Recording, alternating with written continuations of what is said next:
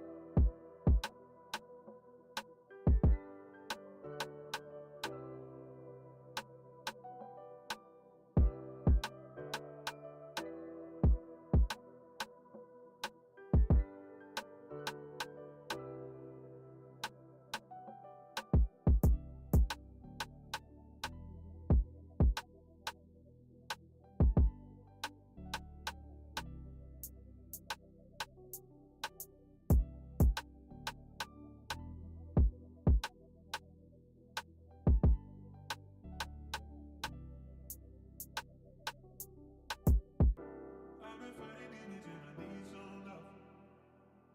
Tell me that you'll be there, baby. Tell me that you'll be there, baby. Ooh, I've been fighting demons and I need some love. Tell me that you'll be there, baby. For me, for me.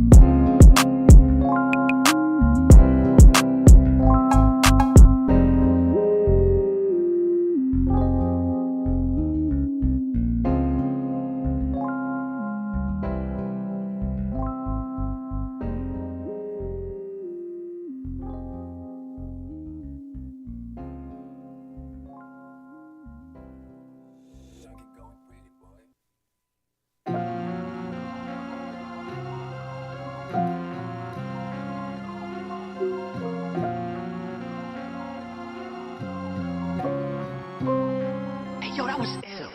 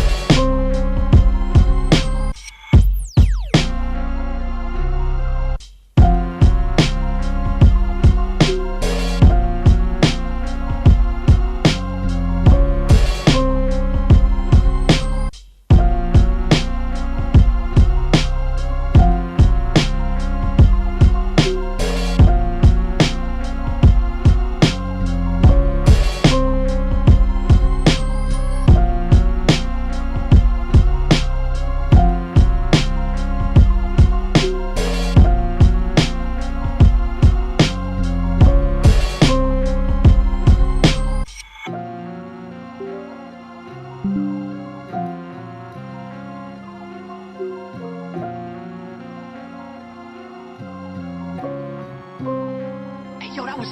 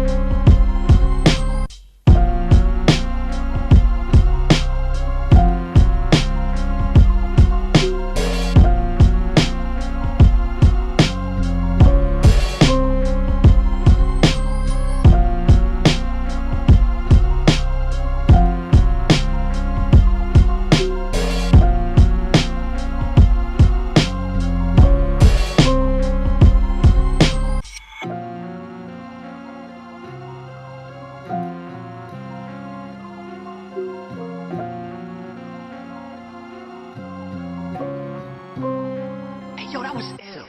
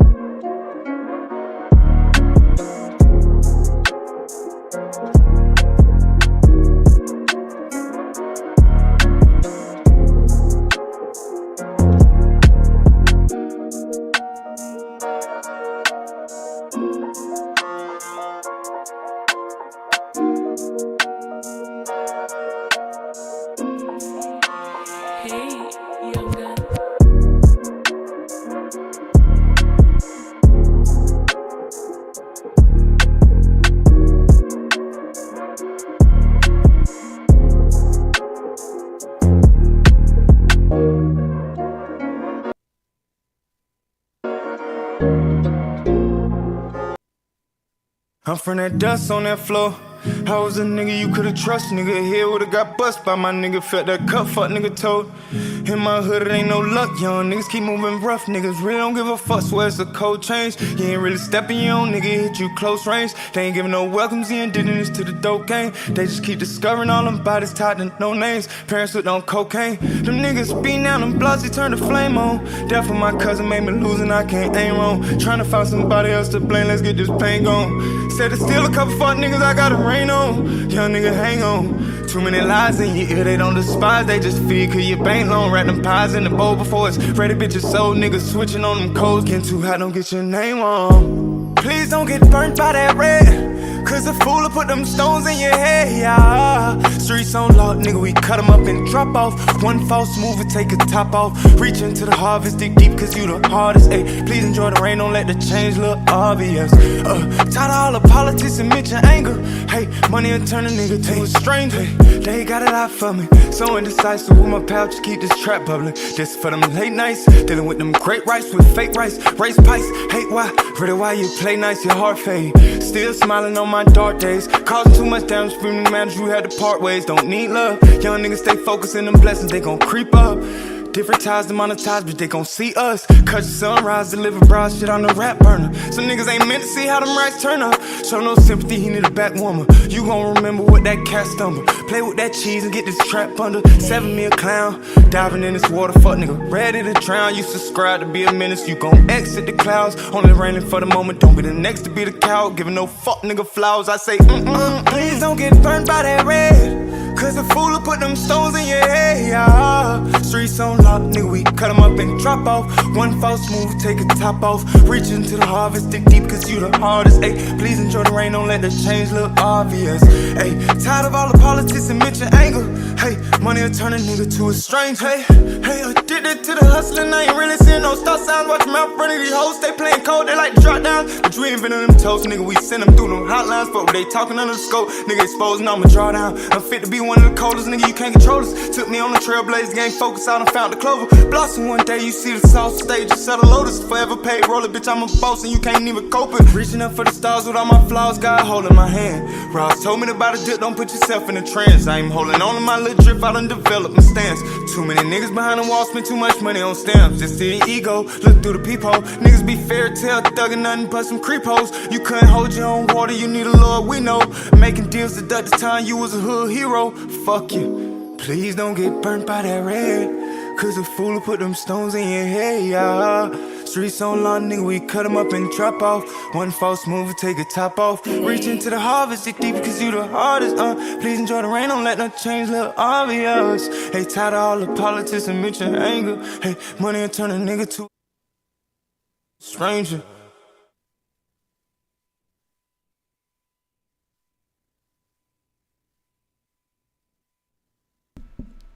Hi guys, and welcome to another episode of the Black Wall Street Bets Taco Tuesday, where we talk about currency only. Today we are here with Professor Asnati. What's going on, brethren?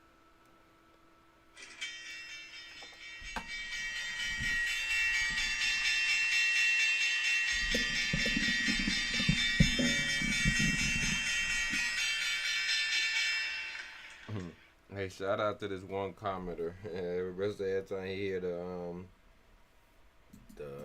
the bell, he said that's the sound of a stranger gambling your money away. Shout that brother out.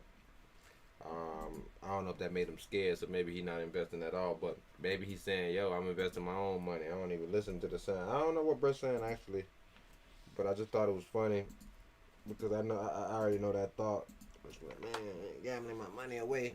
Same thing like if somebody got a nice outfit on. Man, I just sent the donation. He got a $500 outfit on. You probably sent the $500 donation or whatever it is. You might have sent a $200 donation. Next week he got $200 shoes. You're like, man, is that my $200? Is that where my $200 went? Right. So I know a lot of people are thinking these things. So just wanted to throw that out there. First and foremost, last week, man, we had a great mic. Hopefully that mic pops back in again. The mic was so loud. I could just do my sound from anywhere. So we're going to see how that actually goes. And you said you got this right set up already for me? Yes, sir. Okay. Yeah, we about to jump into this. Like I said, this is like it just We had the chart running earlier, so if you was kind of in here earlier, you probably seen the charts, but it ties into the charts. Now approaching 2,500 an ounce. The precious metal has risen over 20% so far this year, and our next guest says it may have even more room to run.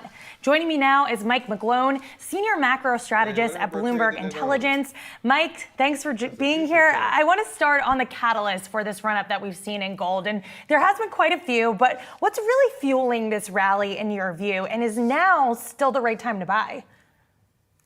Well, I think gold is just a matter of time it gets to $3,000 an ounce. It looks like it's put in a pretty good support area around 2,000. It's probably raising that up around 2,200. And a little bit contrarian to your previous guest, to me, gold is indicating there's bigger problems with the macroeconomy. On a year-to-date, 1 year, 2 year, and 3 year basis, the rock is beating stocks. It's beating the S&P 500 total return. It means something. But I think the key thing to remember about gold is to mention why it's going up, you have to start with the unlimited friendship that started with President Xi and President Putin in 2022, and then Russia's invasion of Ukraine. That shifted the world order, tilted towards gold. The deepest pockets on the planet have been buying gold, i.e. central banks.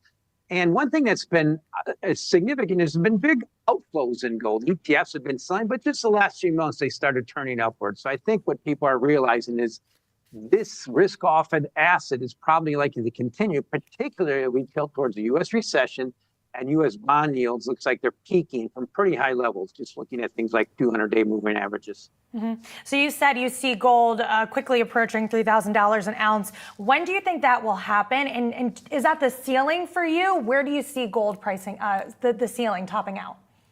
So I'm be honest, I didn't say quickly, but I think it's just a matter of time it gets there. I don't know how long. It's one of those lessons I learned as an ex-trader, ex-investors. Don't put time and price together. I'm going to continue to go higher. I think the key catalyst for gold to potentially go higher is when we have some further back and fill in the stock market. The mantra I've been saying for almost 2 years now is why buy gold with U.S. Treasury T-bills at 5% and the stock market on a tear.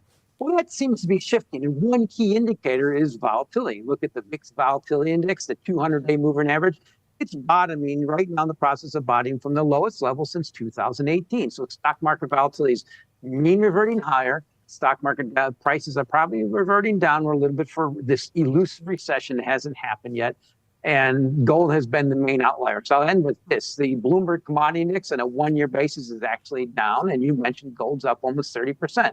So that is a pretty severe global deflationary trajectory. Industrial metals were up about 24% this year. Now they're down. So I don't see what ends it. I think it's risks that it's going to accelerate.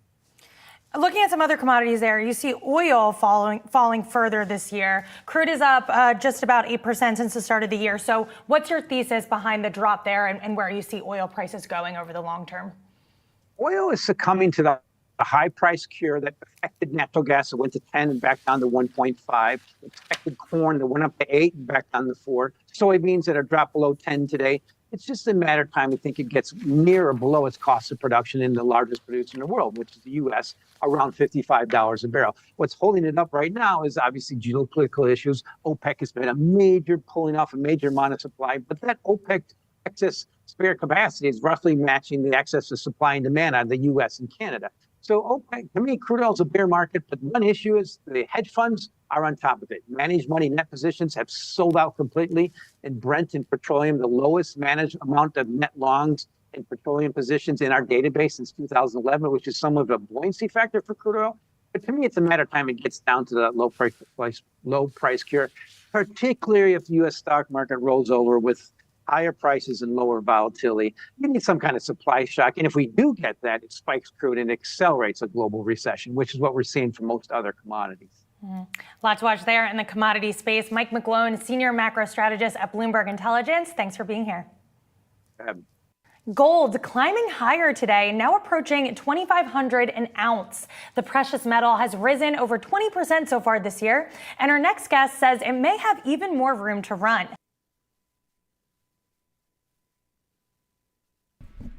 Okay. Man, why is my mic so low? Yo, what's wrong with my mic? My mic low. My mic seem like Geo. You know them old Geo cars? I don't know if y'all know about them Geo cars. So show y'all one of them jobs, but they old. and pointless, right? But you heard that nonsense, and it wasn't complete nonsense. What it was he's not a trader no more. That's what he said. He said he was an ex-trader, ex-investor. So he just said he's not putting price and time. I don't know what he do.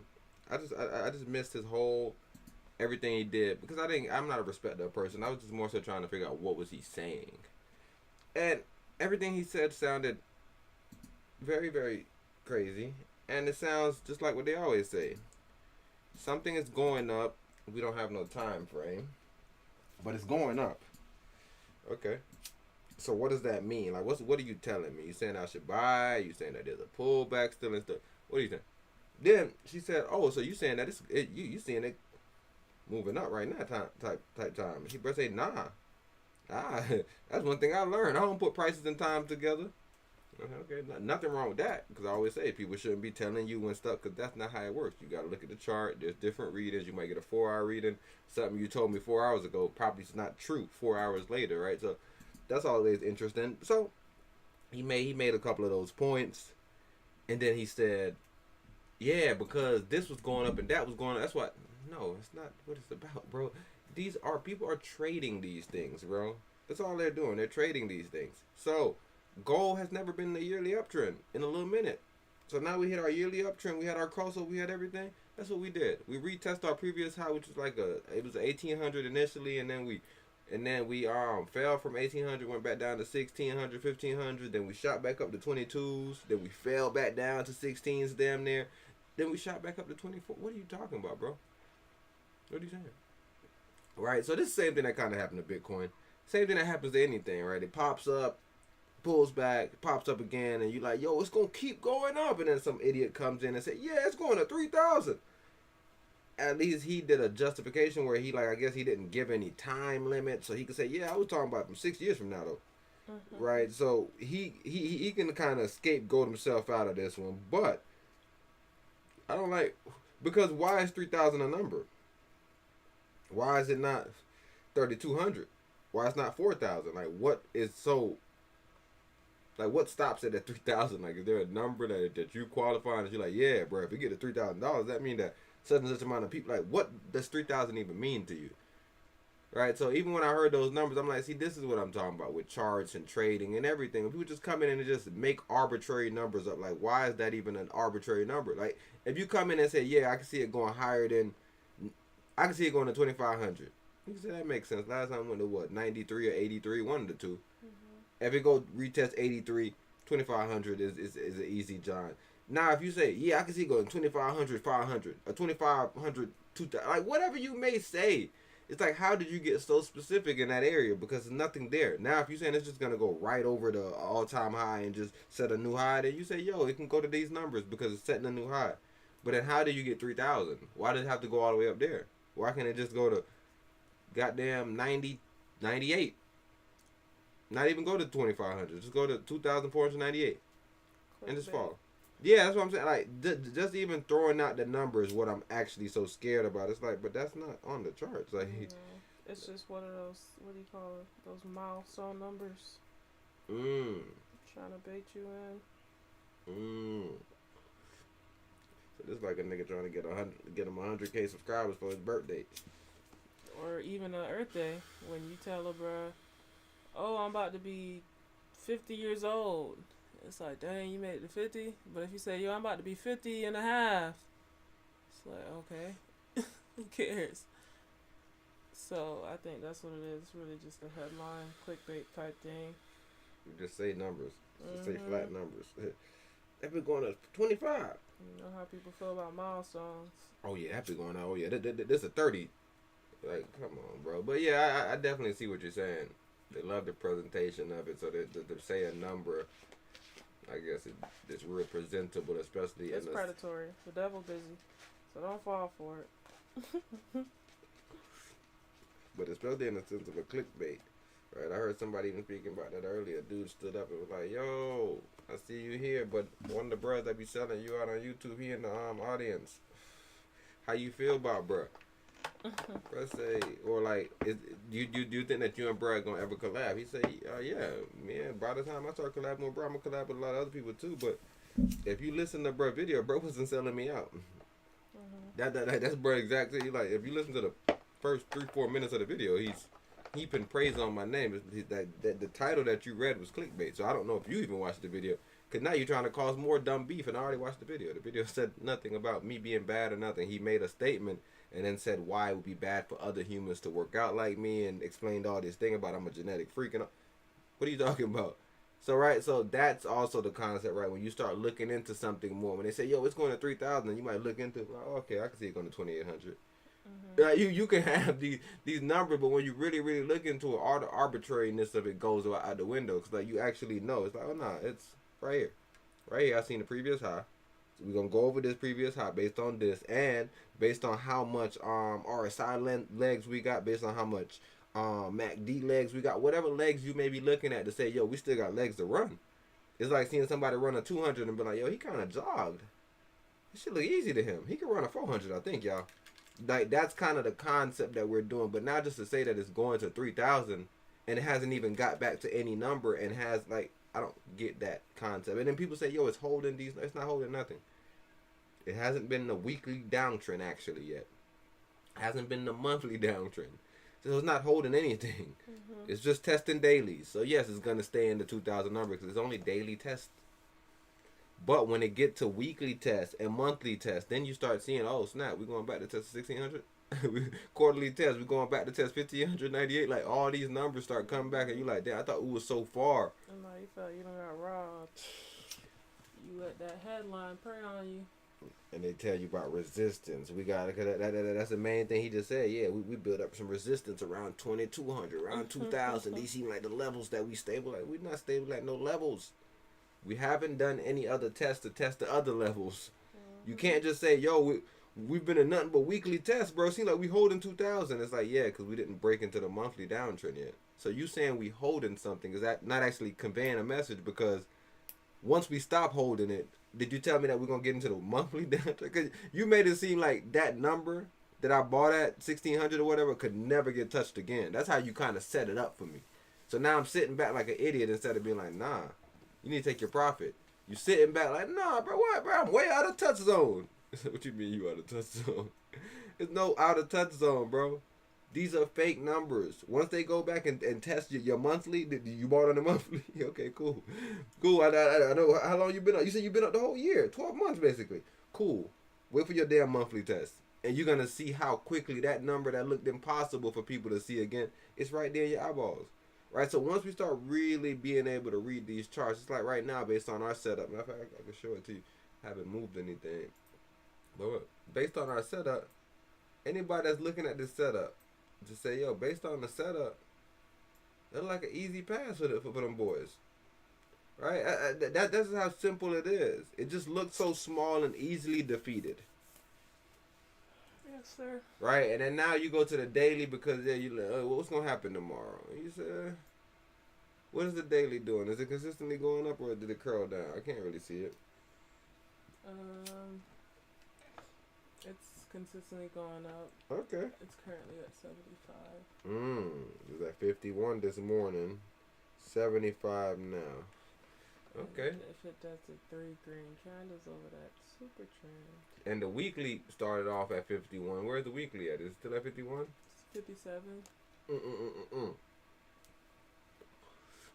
It started off at 51 because it opened up the week at like I think 43 or something. Okay. Yeah, we went into the weekend I think around 40s, and then like I said we started out small pullback. Matter of fact, no, I lied. 30s, around 30s. So we went from 30s to 60s, and that moved us from 51 to 57.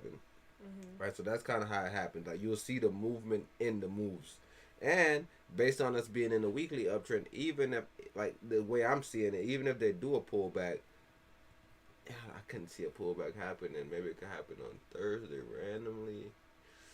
Wednesday I'm looking at the pop, but me and Empress did see them do this weird thing that I'm always teaching you guys about when they do like the random bounce up to set a high that they can't reach. But now looking at this high, that doesn't seem like a high that they can't reach. It just seemed like they popped up for no reason. I don't really know. Maybe they had a grand scheme, but based on the readings and everything that we got, this is an uptrend for tomorrow, right? Based on everything that we're seeing. But that's the most, I guess, effective thing that it does, right? It doesn't allow the proper reading or the proper, I guess, top out, bottom out, oversold, overbought to actually occur. That's 100% fact. But in my mind, the only thing that makes it actually effective is if they hit something doing it. So a lot of time what they'll do is it'll just be a random pop, but that pop, quote unquote, went all the way to the hour and Cornholio'd it, or ran and hit the hour.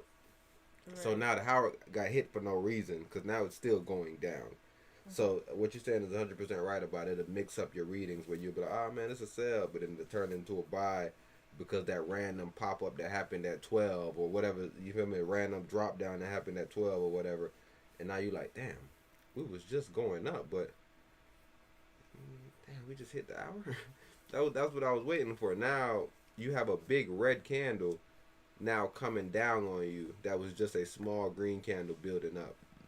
Now you're trying to figure out when did it go all the way up to 79. Never. Like it never went to 79, but now I got this big red candle that's pulling me back down, and I'm looking at the same number. I'm looking at we've been at 61. Why is it saying that the candle went to 79? Right, that's when they try to hit other time frames. So now when you go test them on the 15, you fail it. You keep on failing, and now you get back into the perpetual downtrend. Right, so that's the two main benefits of it: mess your reading up, and also create a reading for the people that got the knowledge and the wherewithal of being patient, just knowing when these things come, because they come the same time every day, relatively, right? 11:45. Right, so if you start getting those times, you're like, yo, let me check him out. Let me wait. They did. Oh, okay, this is the movement is okay. I'm setting them up for this, because that ain't really changed nothing. Like I said, yesterday they did the same thing. They popped up and act like they was gonna go down, but I was like, nah, we just hit the dailies, right? Like, what do you mean? Y'all not going down? And the next day went up. So you can't let them trick you with it, because that's what they start doing. They start using it one way, and you're like, oh, when it pops up, I mean, we go down. Usually, but this time I just tricked you. It's not. There's no reason for you to even believe this one. Sometimes it makes sense. Like I said, it'll hit the hour to hit somebody else, and you'll be like, damn, how did we get all the way to 82? We're at 53 right now. Right, the impossibility just seems crazy, but what did this red candle pop up to? That fake number. 66. Yeah, we ain't going nowhere crazy out of our zone. Yeah, we was falling to 50. What we went like on that candle? It was like 58 or something, right? What was the low? 55. Right, so 55, 66. It's 10, so it could look crazy. No, that one didn't go that low. 58. The high was 66. So nothingness, just a fake signal to kind of take you out of your zone. But like I said, once you start reading them and start figuring out, oh, this not the same though. That just seems like nothing happened here. Like literally seven little pips. You tell me I can't move 7 pips? Come on, bro. What I look like, bro? So what's going on right now, Empress, is LA the next host. Venice, right? LA. Yeah. Oh, so that's what. Cause I'm hearing them talk about a lot of different places. They saying a lot of bruhs supposed to be having like events. What you saying? The whole city is Venice? No, cause Venice is a city. Los Angeles is a city. Yeah, right? Venice would be like I thought that was just a little area. The beach. Okay. Maybe they might have swimming events in Venice, but nah, they're gonna have the swimming event right here in SoFi Stadium. They saying possibly. Which Who plays there? The Dodgers and Chargers. The Chargers. The Dodgers. I think it's 2 football teams. The Dodgers are baseball. Yeah, I'm saying I think it's 2 football teams. Maybe it's a baseball and a football team. No, the Raiders are in Vegas.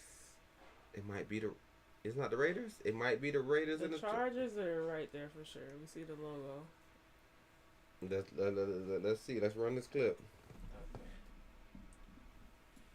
Joining me now is SoFi Stadium in Inglewood is set to host I thought you was good. No, you perfect. 3 major Olympic events in 2028, and that will mean a major transformation for the NFL venue. NBC4's Tracy Leong is live in Inglewood with the transformation plans. Tracy. Yeah, Annabelle, leading up to the 28 Olympic Games, as you mentioned, there's going to be 2 more global events here at SoFi Stadium, the World Cup in 26 and the Super Bowl in 27, making them the first venue in history to host multiple world events in 3 consecutive years. Inglewood's state-of-the-art SoFi Stadium is the NFL's largest venue, home to the Los Angeles Chargers and Rams, and an electrifying concert destination with musical sensations taking center stage. Okay, yeah, so it's the Chargers and the Rams. That makes more sense. Oh, the fucking Rams just moved from St. Louis. Oh. Yeah. Okay, that threw me the fuck off. I was like, why would the Dodgers be there? The Dodgers is a baseball team. Them niggas is big. Like, Right. they gotta have some bread. Nigga, they have their own big ass stadium. So okay, that makes sense. Sorry ass St. Louis. My bad, St. Louis. Y'all ain't that sorry. Actually, y'all been turned up a little bit lately. More of recent. So shout y'all out. Including pop icons Beyonce and Taylor Swift. Now they're adding another impressive event to their resume. And what better platform than the LA 28 Olympics to come here to bring that international elite athlete representing their home countries and all of their fans here. It's going to be something pretty spectacular. SoFi Stadium's Senior Vice President of Facility and Campus Operations, Otto Benedict, says their indoor-outdoor venue was designed to welcome these types of world-class events. It's got the size, the capabilities to host multiple things, whether that's multiple competitions or an opening ceremony, swimming and closing ceremonies. They're doing a really great job of thinking outside that box and saying, how do we utilize this infrastructure in the most effective way? Working with the LA 28 Olympic Games Committee to retrofit existing venues, SoFi Stadium's technology and size offers the flexibility needed to deliver their vision of sustainability.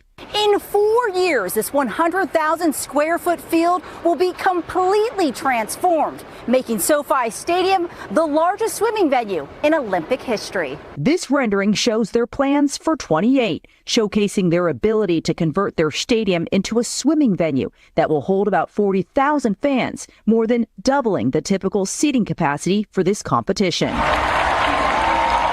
The Lucas Oil Stadium in Indianapolis recently hosted the Olympic swimming trials. SoFi Stadium sent a team to review their process of building an Olympic-sized pool in the middle of a stadium. To put in all the mechanical and plumbing systems that those pools have, there are very, very specific requirements that the Olympics needs for their swimming venue, and that's what takes a lot of the time to really get that dialed in so it'll function in the way that they are expecting it to. After the pool is constructed, they'll cover it with a decking system to host the opening ceremonies. And after the swimming competition, it will go back for the closing ceremonies. A monumental task that highlights SoFi Stadium's multifunctional capabilities as a global destination, ready to make its splashy debut for LA 28. So what happens after the Olympic Games ends? What happens to the pool? How long will it stay up? All right, I did ask. They told me it's still too early to decide, but there is a small window after the games end and the NFL preseason kicks off. So who knows? Maybe fans will get a chance to jump in the Olympic pool. All right, reporting live from SoFi Stadium, Tracy Leong, NBC. Yeah, in this situation, you just gotta try to think about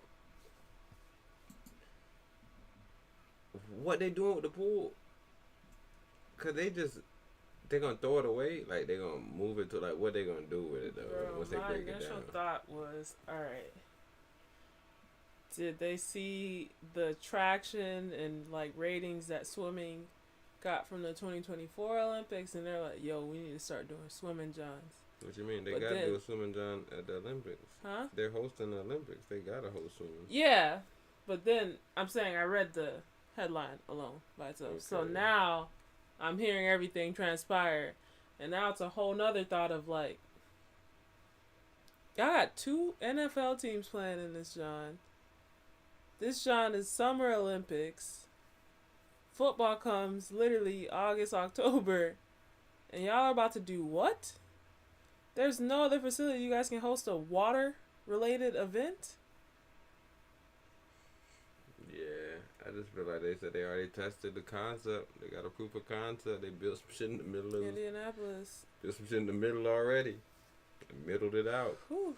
Yeah, I'm just thinking about a football field. Like, is there a dampening situation, or should it be soggy? Be some water spots. But other than that, nah.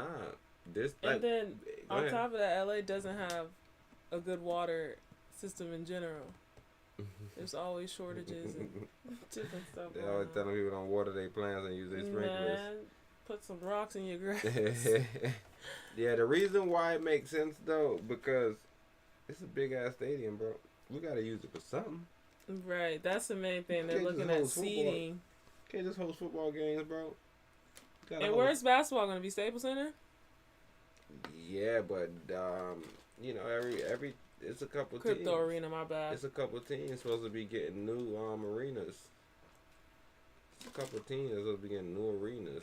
I know the Warriors had got them a new arena not too long ago. Mhm. But I think for sure, because I think the Lakers and the Clippers are still playing at the same time too. The same stadium. So eventually, bro, niggas about to get another stadium. Yeah, and then what's that, I guess, rule of engagement? Because it's like, yeah, it's a LA 2028, but with Paris, they had the surfing in Tahiti. Mm-hmm. Didn't they have something else relocated too? I think it was one more sport that was in a whole nother area. But yeah, it's like, does it matter whether it's in San Francisco, Los Angeles, San Diego? No, I think they're gonna set up a certain way. I tell you, it's there's other surrounding cities that they're planning on having host little events. So, but that's how it is. That's how it is in the Olympics. And that's necessarily like where the where Team USA was staying in their hotel. They was fucking extra. They had 2 hotels. They had one in the middle. They had an actual good hotel more so, and they had one that was closer to the stadium. Mhm. Cause you gotta drive 3 hours to your stadium, 4 hours type shit. Yeah, like if you trying to, cause like if people want to be like the way you would set it up, you want people to be like in the most important part of the city. Mhm. All right, but that don't mean that all the venues are here. So like, but we want you to stay here, nigga. This is the village technically. Right. But your event is gonna be, like I said, like in my mind, I'm thinking, nigga, Venice Beach for sure with some surfing. I'm thinking about surfing, nigga, and I remember back in the days on some Venice Beach shit. I'm even thinking about having skateboard at Venice. Mhm. I'm thinking about having 2 events at fucking Venice, just based on how I remember Venice being. Right. The 3-on-3, I can see having being at Venice, like because it's a beach. They got basketball court. You can like have that whole atmosphere with niggas playing Roped basketball. off. Yeah, and then just the background, people seeing just beach.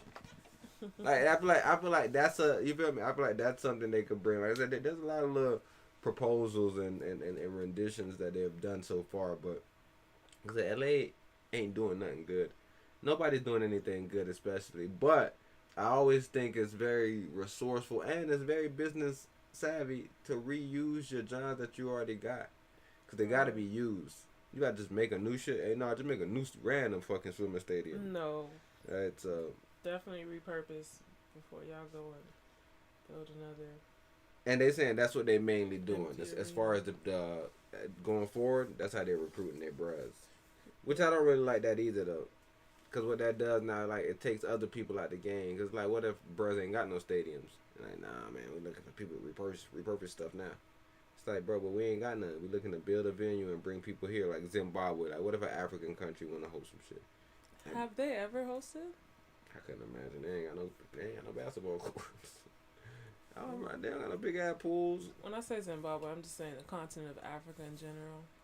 South Africa, anywhere. No? I couldn't see no African nigga hosting no shit, bro. Because the way it's set up, African country. Olympics?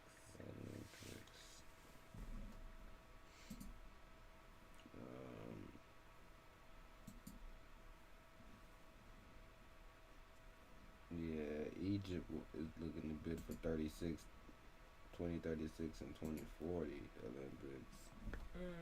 Okay. Yeah, but Africa ain't never host. I have to look at Africa's setup. I know. And Egypt has facilities? Nah, but I think they can start building facilities, and by the time comes, just repurpose it. Hey, you looking for repurposed Johns? Mm-hmm. Yeah, we had built some Johns 4 years ago, but. Because didn't they just build that facility in Qatar, which isn't too far from Egypt? That's not in Africa, though, but... Nah, bros be doing some nice stuff, because, like, I'm even thinking, like, with winter games. Remember China hosted something, I think Russia hosted a little John. So it's like it's different games, too. It's Winter Olympics, Summer Olympics. I think for sure Africa could host some Winter Olympics. The Paralympics is in the same facility as the summer. We think so, based on the way they was talking about the houses.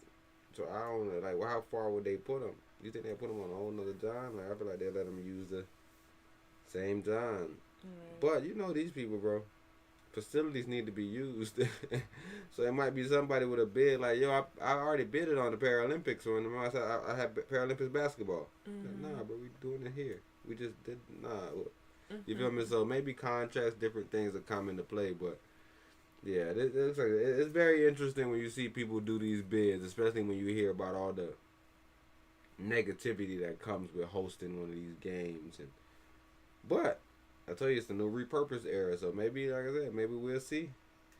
Maybe we'll see the benefit of it, or we'll see how stupid it is, and then come back. Hold on, Denmark, yeah, and then this, yeah, I got a couple of them. All right, I got a couple of them that I wanted to run about. LA, just with the end of the 2020. Exactly, and I think people seen this. They said they brought Tom Cruise in on some Mission Impossible-ish. For the closing ceremony? Yeah, and then I guess to let them know, yo, next game. The American actors are coming out. Yeah, but let's see. What before Paris Summer Olympics, Journey to America begins. A new countdown to the next Summer Games is already underway. In just 4 years, Los Angeles will once again take center stage as the host city of the 2028 Olympics. We've now flipped the switch from planning to delivery. It's been 40 years since LA last held that honor, when Olympian Carl Lewis took home 4 gold medals right here at the Los Angeles Memorial Coliseum. The biggest track and field stars from around the world will once again get the chance to compete in this storied venue, a feeling Lewis remembers well. That was a life-changing thing. You'll never be this big again in your whole life. You'll never have this chance again in your whole life. It's a venue that's over 100 years old. Casey Wasserman is the chairman of the LA 28 committee. He says turning the Coliseum, a venue from the 32 and 84 games where Rocket Man famously flew, from a football field back into a track and field venue will be the most expensive investment of the games, but one he believes is worth it. To put a track back in means we have to spend about $150 million, and the track will go 14 rows into the stands. That's how big the competition field is. Because we have to put that in, we'll actually have the warm-up track underneath the track. The Coliseum will be an important part of the opening ceremonies, but the torch will end its journey at SoFi Stadium, which will also serve as the Olympic swimming venue. We will be underwater, literally be underwater right here? We will definitely be underwater right where we are. It will be a swim stadium. It will be the biggest swim competition ever. Wasserman recruited Olympian Janet Evans to help bring the games to life. It's not lost on me that I am sitting with Janet Evans in what will be the world's largest swimming stadium. It's incredible to look around and see the facility, to see what our athletes will be experiencing. It's going to be incredible. Putting on what will be the largest peacetime gathering in world history is no small undertaking. But there won't be any new venues built and no new permanent construction, a unique distinction. More than 80 existing venues across Southern California will hold Olympic events. Gymnastics will take place downtown at the Crypto.com Arena, and Riviera Country Club will host golf. Welcome to Intuit Dome. It's LA's newest sports facility and the new home of the Los Angeles Clippers. 4 years from now, it'll be home to Olympic basketball and almost 18,000 fans from around the world. Having the Olympics in the second largest city in the U.S. comes with its share of challenges, including the city's legendary traffic. Mayor Karen Bass says it's all part of the plan to make it manageable. The games are going to be car-free, which means if you want to go to any of the venues, you're going to have to take public transportation. For all those involved, 4 years will go fast. As for Wasserman, he's excited to make a special impact on the youngest fans. Hopefully inspires kids to do lots of different things, sport being one of them. Okay, to second Mr. Wasserman's message, I was one of the young people at those games in '84, even if I do not remember it. When I was 1 year old, my dad was one of the hundreds to run with the torch during the relay. That's him on the left. That's me on the right with my mom on PCH watching on a bike. And then the other day, I brought it with me. He gave me his torch from the 1984 torch relay. Check it out. Can we see? Amazing, right? So if you run in the relay, you get to keep a torch? Your torch. I mean, this is a nice one. So pretty, and that one's a little dented because it fell down during the '94 earthquake, my dad told me. But it's going to be amazing. I'm angling for a spot in the torch relay. There you go, this time around. And guys, I brought you swag. LA 28 this is cute. They already got the merch. It's already out? I come bearing merch. I like the logo a lot. Nice. I have enough Paris merch already. So LA's going to do it just as well as Paris, huh? I think it's going to be great, guys. All right. Well, I'll see you in LA. Thank you, Sobo. Sobo, thank you. Hey, thanks for watching.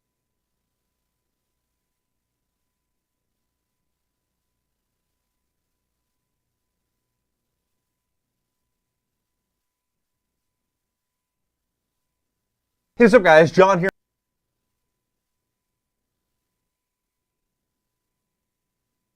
This is probably what you think of when you picture LA. And now, the idea of a no-car Olympics in just 4 short years is hard for many to imagine, but that's the plan. Be honest, besides maybe the Hollywood sign, this is probably what you think of when you picture LA. And now, the idea of a no-car Olympics in just 4 short years is hard for many to imagine, but that's the plan. Part of having a no-car Olympics means getting people not to drive, but also using public transportation to get to the games. The 2028 committee is aiming for the country's most climate-conscious Olympics. What people are going to see is a really different city than maybe what they are expecting. Plans are still in the works, but organizers say part of the deal is making LA's already pre-existing Olympic venues only accessible by public transportation. To pull it off, the county is borrowing nearly 3,000 buses to drive an estimated 1 million more trips a day, including venues spanning as far as 85 miles across the region, and asking people to keep their roads clear by working from home. Local transportation officials say that would cost the LA metro system at least $1 billion, and it's not clear who would foot the bill. Safe to say, many Angelinos are a little bit skeptical. I don't think it's possible. I would opt to leave town before I would take public transportation. Transportation professor Jim Moore says it's a bridge too far for a city that doesn't rely on public transportation, and safety is a big sticking point. The reason the transit system doesn't feel safe right now is because it's not. And there's a lot that we need to do to make it safe. But this isn't the city's first rodeo. No traffic, it's just wonderful. Everybody should take the bus. Metro is hoping they can repeat the success of the '84 games when, despite high volume, drivers reported little congestion thanks to flexible work hours. LA hosted the Eras Tour. That event really gave us a lot of encouragement. People really would be willing to get around differently. Golden ambitions in a high-stakes 4-year heat where the judges will be tough. Steve Patterson, NBC News, Los Angeles. Thanks. Okay, so yeah, that's the main sticking points. That's some of the main sticking points I wanted to just bring forward. But yeah, LA, LA said they got plans. They got plans, right? They trying to kind of bring back the past, future, right? So that's what they trying to do, and I think it's doable. I think it's doable, and I think it's real sensible. Initially, when they said it, I was like, oh, they're gonna have all the venues relatively close. Then I was like, oh snap, they're gonna give out e-bikes for everybody, and I'm like, e-bikes risky. So they might have to get like the tricycle e-bikes. If they wanted to give them out to everybody, you see how far they are. They couldn't take the e-bike there. No. Unless they got Olympic villages on the backside of every one of those jobs. But I've seen it work. But like, are they gonna start implementing that years in advance? Like by like 2026, 2025? Like, cause are they even considering contingency plans? We just heard the whole debacle with the metro station in France when they first started up, how someone hacked into their system. So I'm just considering contingency plans, and then on top of that, it's we're in a new world, bro. I'm thinking about Disney, for instance, right? Disney does a lot of shuttles to and from different theme parks. And it works, but it's like they've been doing this for eons. But it's still congestion. It's still people that are like, no, I need to Uber there. Or I need to get into, like, a place that the shuttles don't avail you. And I cannot afford to walk through the park or whatever the case is because, I don't want to be bothered. I don't want people to continuously stop me or attempt to stop me to take pictures. But they're not going to be able to get in the venue because it's only accessible by public trans. So wherever they're going, they can drive on the road if they want to. But eventually they're going to have to get out of that private car. If they want to get anywhere, and then maybe that becomes a problem. Yeah, because like with Magic Kingdom, you don't get past that little gate if you're not on a shuttle, but you can get pretty damn close. But they won't even let you walk. Now I'm thinking about it. You can't walk in, you can't drive in. They'll literally force you over there to the parking lot, and then from the parking lot you have to get on a shuttle in order to get into Magic Kingdom. That's what I'm backstage. It's not as difficult as we think it is because it's not like I'm trying to do it for everybody in the sense that it's only about the venues. So like I'm running it weird because I'm running it across the whole city because people got to drive a lot and do a lot of traveling. But first of all, I'm already telling people I want to work from home, so you shouldn't be outside for no. And that's what kind of took it from like me being like, oh okay, well downtown does this all the time. They always block off roads that you can't drive on or pedestrians only. But once they said that, it's like, oh, they're trying to do this like almost statewide. What do you mean work from home? What you mean? This is a 2-week event.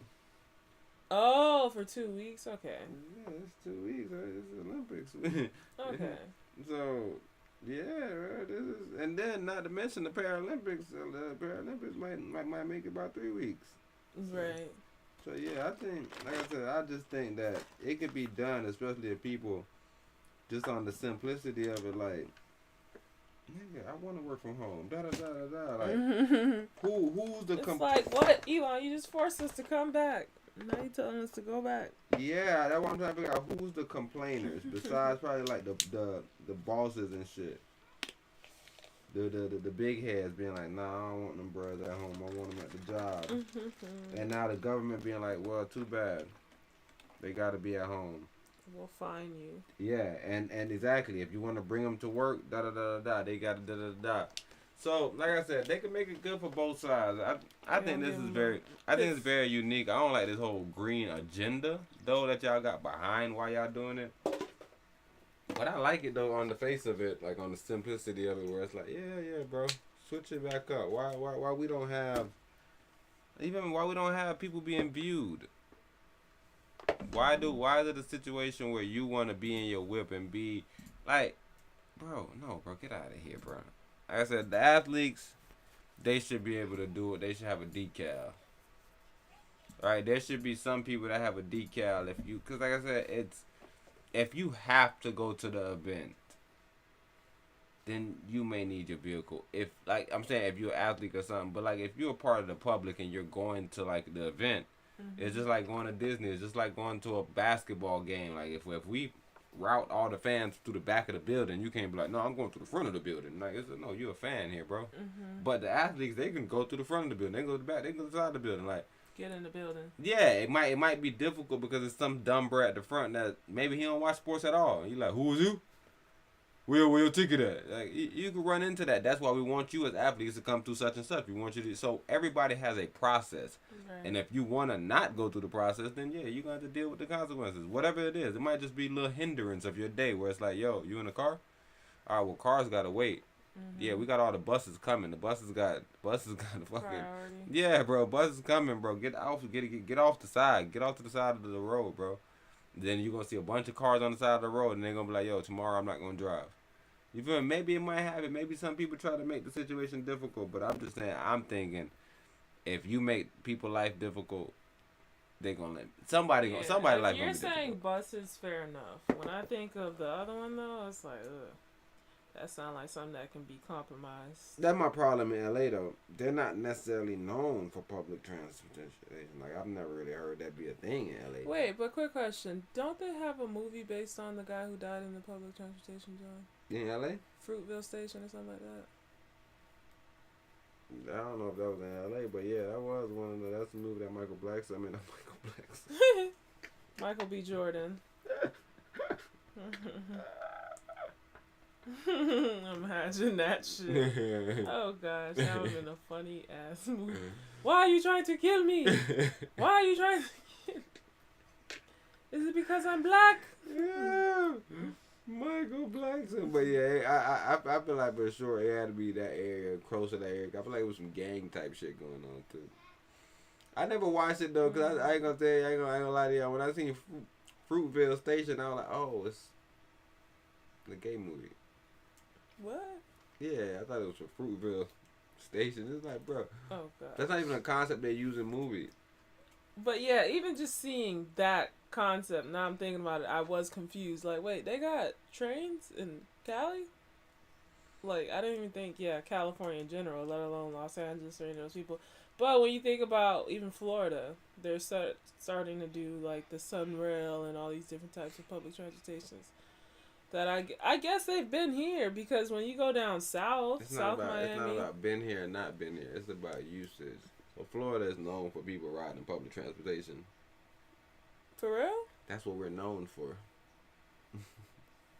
Oh, I thought when you say like known versus not known, like New York, there's obviously a overusage of their public transportation systems, whereas Florida, it's so spread it out.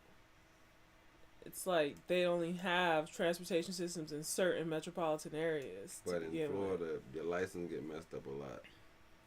Florida, there's a lot of driving laws that either hinders you, so where you driving without your L's, right, or you forced to use the public trans, which is why Uber's so big down here. I'm trying to think about the biggest markets for Uber. Probably Los Angeles too, though, because like I said, they don't people that necessarily, because like you're saying, it's far apart, but we still use it a lot more. We don't, like I said, with New York, it's a lot of train. Because where would you even say, like, Ocala, Florida, Pensacola, Florida, do you think these people have, like, public transportation systems? Or it's like, no, there's not enough people here to even fund that type of activity. Mm-hmm. You saying yes, there are? No, I don't think it's a lot in those little small places. Okay. But, like, you're saying Miami, Orlando, Tallahassee, maybe. Tampa. I just feel like that's the lifestyle, because it's a lot of tourists. It's just like how much buses I be seeing. I seen you take random buses. Yeah, in a metropolitan area, but once you got to the outskirts, 2 buses take you back to the metropolitan area. And then buses come every hour. Not even every hour, that's being generous. Felt like every 4 hours. Yeah, I saw San Fran. I saw the fuck out of San Fran. East Los Angeles ain't riding no train really like that. Los Angeles, California ain't riding no trains like that. So I ain't size California per se. No, I can't see those higher income people taking public transportation. Unless it's like a airplane or a helicopter shuttle or something. Yeah, but this is that was a 2015 New York City, New York, New Jersey. What are these popular Uber? These are the cities with the highest ridership of the public transportation system. Oh, okay. Washington, D.C., Boston, Massachusetts, San Francisco, California. These are top 5. And then like these are just more Massachusetts, Cambridge. So like Massachusetts does a lot of riding. Illinois. Okay, and it could be rideshare, bus, train, anything public. The survey measured the percentage of commuters who take public transportation as opposed to walking, driving, or riding in an automobile, bicycle, boat, or some other means. Let me see what in particular though would they consider public transit. You know, some people. This would be nice. Yeah, let me go check another one. But yeah, they saying that San Fran top 5, but like I said, this is in L.A. This is in Los Angeles, California, so I don't see nobody riding shit in Los Angeles. New Orleans, U.S. and public transit used, but on this one right here it says Los Angeles, Long Beach, Anaheim.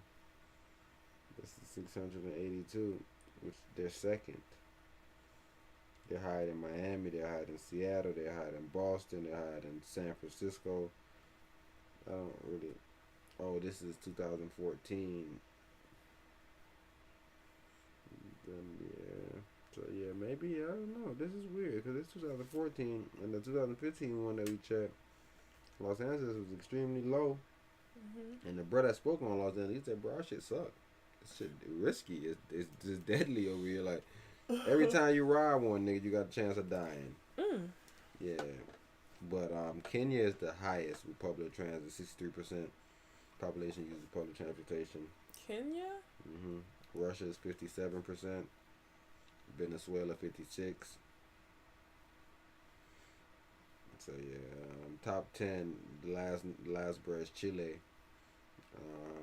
Top 5 is Kenya, Russia, Venezuela, Ukraine, and the Philippines. So that's just on the global scale. So even on a global scale, we necessarily as America Bro, where's China? You think China do a lot of ride shit with all them damn EVs? Like everybody got an EV and an e-bike in China. Where they parking them? Man, what do you mean? I'm trying to figure out, wait, even if everybody could get, I guess, free rides and charge them up. I guess they do be having those congested areas with all those e-bikes. But no, I just remember you showing me that video recently of them all, like, sardine packed on the tram station. Nah, that's facts. That's facts. But they taking them Johns, cause those are high speed boys too. See, I can see them taking it a lot. Then, right? Wait, China has that? I thought it was Japan only, but yeah, I can see them having it. Yeah, it's one of them bros that got the high speed boys, or some, because I think for sure this bro was taking it from Hong Kong. He's taking it from Hong Kong to somewhere else. Wait, Hong Kong's not on the mainland, is it? The mainland is Hong Kong not on the mainland. So they go over water with that one. That's what it seemed like. Oh, because they were just talking about doing that. Well, no, they were doing the highway to connect the islands. Oh yeah, they still doing it. Yeah, that's it done with BRICS. Technically, the BRICS nation. But yeah, we definitely gotta look into this because this is weird though. Because definitely we're not known for public transit, so to be trying to whip this out on somebody, it's just like somebody told Empress, you can't change somebody that died, and we seen niggas came completely opposite of what died we told them. So I'm saying, bro, somebody can come to you and be like, bro, we need to do this. They're like, bro, you can't change a nigga shit overnight, bro. No. So a nigga still come, bro, with hella cars. Like a nigga double up on cars. Like a brother had one car, might have 2 cars. Olympic. Bro, like I'm talking about. Literally show them people dying. What you mean dying to drive cars? Bro. What you mean dying? Cars left and right. They still not gonna listen to you. I'll take my chances. Cause I like driving there. Bro, they like not listening. That's what they like doing. You don't think they feel like the need to drive? Like they feel like they know the city a little better. They know some shortcuts. For sure, they don't know no shortcuts though, because these are like you don't know how to get into the venues. They don't care. Like I think that's the plain and simple, and that's why I said I was like, man, and this like sect of people, bro. You mention anything healthy and viable to their longevity, and it's like you're trying to curse them with, I guess, everlasting life. Oh yeah, I tell you, it's the dude that come on here and he How are you? Talk about CD designs and why people need to be able to walk and this not da da da, and everybody they come in there and they initially hear and they get upset. I don't want to walk nowhere. No bike lanes. It's like, bro, Chill out, G. Walking is healthy for you, and you could like. What? I thought I was helping you, huh, nigga? You want to drive far? What do you mean you don't want to walk nowhere? Like, what the fuck is that idea? But people really be on that time. Yeah, so it's like, bro, just you could check the temperature of human beings in this day and age based off how many car windows are rolled up. Like, that in itself lets you know that people are not trying to walk. Because they won't even ride with their windows now. They want to ride with their AC blowing in their face. So imagine them having to actually use their manual labor with no AC. That's a kerfuffle for them. That's a niggle in the back of their head. That's facts, though. Yeah, so it's gonna be hard. It's gonna be hard. Like I said, I'm just thinking about a situation where you would tell somebody about a diet, and like I said, right in your face, they'll show you like, nah, this is what we eat. Mm-hmm. It's like, bro, but this is the most extreme of it. Like, no, we got some turkey though, bro. If you really on that healthy eating shit, chill out. Turkey here. You got some turkey burgers. It's like, oh, okay. So when I said just kind of limit the meat, you said turkey. Come on, man, get you and your religious beliefs out of here. It's like, all right, I guess we're just gonna be crying for the next 30 years when y'all keep falling out. You say it's the turkey though. You give me the option. You said, no, I know you don't want the. Come on, you know the chicken high in the sodium and the salt and the pea in the skin. You know about all this. But the turkey, come on, bro. You know we don't like because it's dry. No, we don't like because it's not good. Like, what the fuck is the benefit of the like, people be having all these cool reasons why something healthy. Like, yo, you see how dry it is? This the healthy version of the death. Who told you that? Like, why do you think that? Like, what do you mean? Like, you should be eating organ meats if you really care about the healthy version of the animal. Mm-hmm. But you don't want to eat the organ meat. Mm-hmm. That's what I'm saying. Every time I hear people, bro, that's why I say I got to shout the people out. I don't got to shout them out necessarily, but at least they eat anything that walk. I be having a problem with people that don't eat squirrels, raccoons, chitlins, intestines, they're all type of crazy. I'd rather you eat everything. And then make different. Bro, I only eat chicken. Mm-hmm. I only eat. What do you mean? For what? I'm suicidal. That's what it gotta be, bro. Just go ahead and say it. I want to kill myself. I'm here to kill myself. Yeah. Them boys out there, they actually hunting the rabbit. So all the benefits comes with everything. We going out there. We going, like I said, we getting all these curated meats that we think is okay. Curated. That's curated. A nice word. It's curated because it's picked. It's curated in the sense because, like, say somebody randomly came up to you and gave you some frog meat. That ain't curated. Even if it looked nice, it's just like it's not curated. It's not in your palate. People haven't spoken about it. It hasn't been nicely put in pictures. Like, yo, what the fuck, bro? Trying to feed me a frog? Alligator, not curated. Snake. A lot of stuff that's not curated, but horse. People eat it. Mm-hmm. And then that people like probably in China and shit, that shit curated. People seen pictures of it. People like, oh snap, yeah, bro, that's a. Like I heard one lady come out, she was like, yo, y'all don't have no problem with y'all owning fishes. That's a pet. Y'all eat that. But she wasn't banging on people that ate fish necessarily. She was just saying like Americans, they think it's a problem that Chinese people eat cats and dogs, and it's like because we see them as pets. That's what she was saying. I was like, you're right. You're right, bro. Because you can have a cow as a pet, and you can eat them, but because like you think that dogs are only pets, that you don't know how to eat them. But it's the same thing you're doing. A dog is just the same thing as a goddamn whatever else nonsense you eating. Right. What is the explanation on the difference?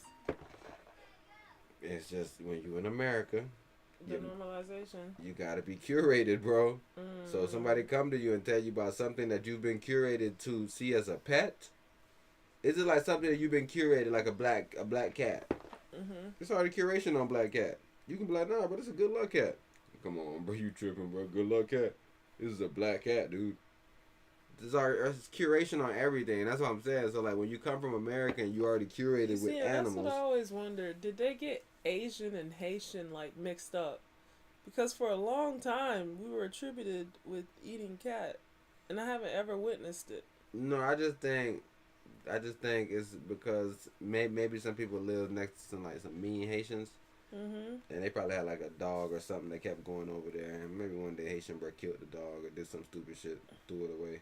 And that became an everlasting joke. That thing went viral. It's curated. So one person tell another person like, bro, it's the same thing they show us in cartoons. Remember a ball used to go over somebody's house? Right. They go over their fence and then like lightning or fucking thunder go over that bro house and you like, damn, bro, nobody going to bro backyard. Mm-hmm. He kills kids. And then he'd come out one day and be like, hey, this is your ball? You know, good old nice man. Like, he don't kill kids, but it's a whole rumor about that house because he'd never come out. He don't talk to anybody. His wife died 2 years ago. Like, we don't know. And he just in the house, and everybody like, bro, crazy, bro. He went crazy a year ago. He killed everybody. It's like, bro, that never happened, bro. Like, so, like I said, bro, when you live in America, you figure out how important curation is. And we talked about that. People love presentation. You can come and say you one of the smartest niggas. You can tell them how smart you was, and they'll be like, bro, but you got goals in your mouth? Like, what school you went to? Yeah, I don't really like you wear t-shirts to meetings? Who was just talking about that? Oh yeah, you were.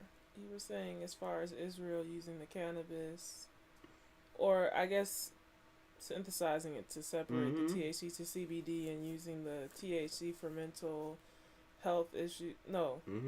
Mental? Yes, ma'am. Yeah, mental health issues or whatever, but like in our society, it's like even if you legalize it now, it's still this overarching fear of like, this is illegal. Based on the curation, and the curation was so different because it's only the older people. So like even if you see like with Trump and them boys, right? DeSantis. Older? Okay. Yeah, like Trump, DeSantis and them boys, they try to get them on that shit because they part of the grand old party. You know that grand old party. But I'm thinking about some idiots we just heard at the court. No, but they use it though, so they just dumb. Okay. But I'm talking about the grand old party. They think it's evil. Oh. Reefer madness. Okay. They old and dumb. So like the Democrats, they always try to get people like even Tim Walz, that the one lady just got. He did some groundbreaking shit for cannabis, but he also believe in abortion. He did some groundbreaking shit for abortion. He just like so. When you see people pick people up on their team, they think about what they don't have that they need to put on their team. They're like, yo, I don't believe in cannabis, but she lied about the cannabis shit. She said she smoked in college, Kamala. So she running with the narrative. And then Trump is on the other side. He real dumb. He real stuck up on his GOP shit. He like, yo, nah, cannabis, I don't really like it. Right, so he kind of being better because he was on the same thing with Bitcoin, but now he's being better. He's been better with these two things, but he's in a party of dummies. It's an old party, and that's why I'm really stressing that it's an old thing. And they explain that that's the changeover, because when that Reefer Madness came out, our parents and the older people, they took it and they ran with it.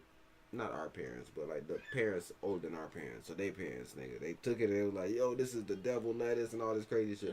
The younger group, our parents and the younger people, they was like, what? Nigga, y'all dumb as hell. This stupid movie, like, we looked at the movie like, yo, y'all think this is real? And that's going on today. Older people, like our parents, they online and they getting tricked with AI. AI tricking them. The same way the Reefer Madness tricked somebody, because it was just curated bullshit. It's like, yo, look at these people. They just smoked and now he's going crazy. It's like, that's a movie. He's not actually going crazy. That's no story about somebody going crazy because he smoked. It's like, bro, did you watch Reefer Madness, bro? Yeah, he was a great actor. So, that same thing is going on right now with AI, bro. And it's like, the one dude showed us, he went on to try to find some little backgrounds. And he was like, he typed in backgrounds, and all the backgrounds are AI backgrounds. Before, when you did that, it was you never worried about finding the AI background. Yeah, it was so simple. Vector files. Yeah, it was so simple. But me and Empress seen them using it even like 5-6 years ago when we seen them first using one of the first one when they were just taking pictures and doing their face. This is before ChatGPT was really even doing anything like that. People just doing faces because they didn't know how to artistically do cartoons. Right, there was people out here doing the cartoons manually, getting some people cartooning them and doing a little different shit.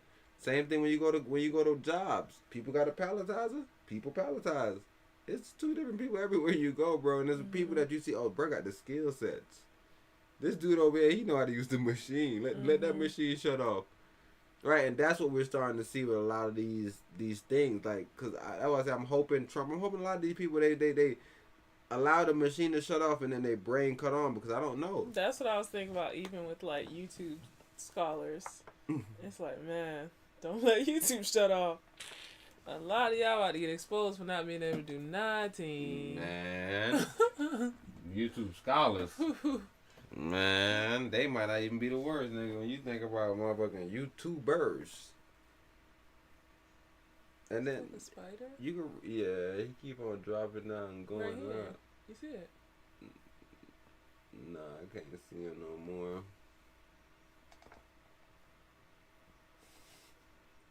Yeah, he really, really small though.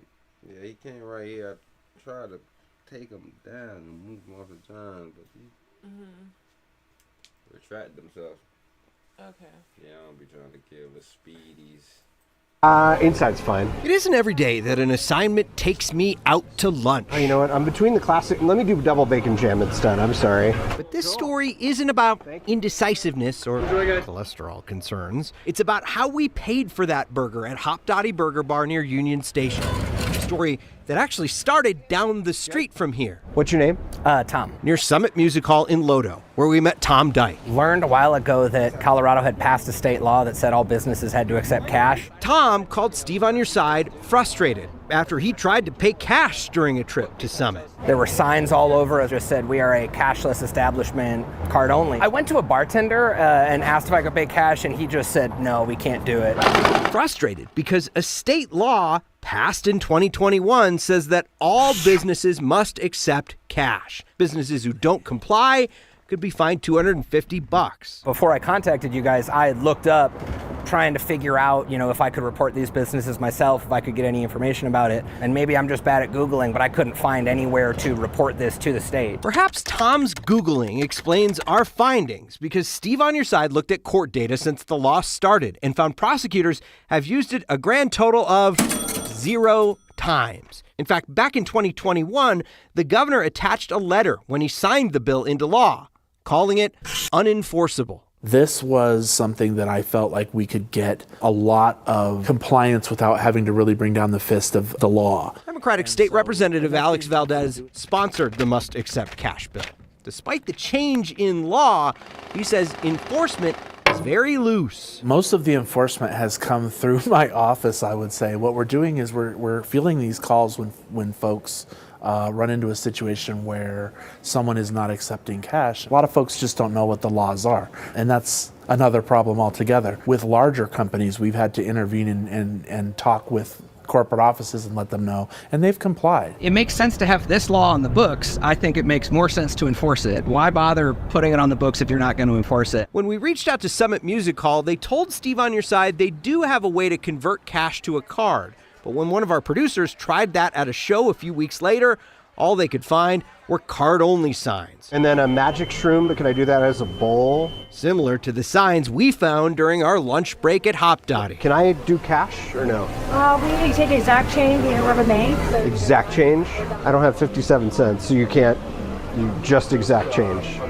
That's what we can get back in. So our lunch cost $1.50 more. I called Hop Dottie. They said this cashless policy was a mistake. And since that call, the cash-free signs are gone. That's the way Valdez says this should work. You talk to the business first, remind them of this law before you call him. Have you found a business that won't take your cash? You can tell us about it or report it to Valdez. We've got contact information for his office and our contact information in this story on the... Here's the first thing I was saying. Make sure you let them know. Hey, this is in the contract with me and you. So in the contract it said that you could do this to me. And like I said, some people, especially me, I don't like calling the news. But I see Walmart. I see y'all stealing from people all the fucking time. Making up new contracts when the receipt is right there. I was say they breach contract every second. I seen you Family Dollar trying to steal money from somebody, tell them they can't return fucking clearance items and that don't say it nowhere on contracts. Bro, y'all are thieves. And I understand you're supposed to go through the process and tell them, yo, you lying to me, bro. I need to call the corporate office. We've been calling the corporate office. They suck too. We called a hungry hour corporate office one day. I don't know what the fuck they do. That's an I understatement. don't know what's wrong with their website. I don't know what's wrong with nothing. I had 10 points to get my free pizza. I fucking got my 10 points. I haven't seen their fucking site update since. So I don't know what's going on with their site right now. So they Hungry fucking suck. Howie's.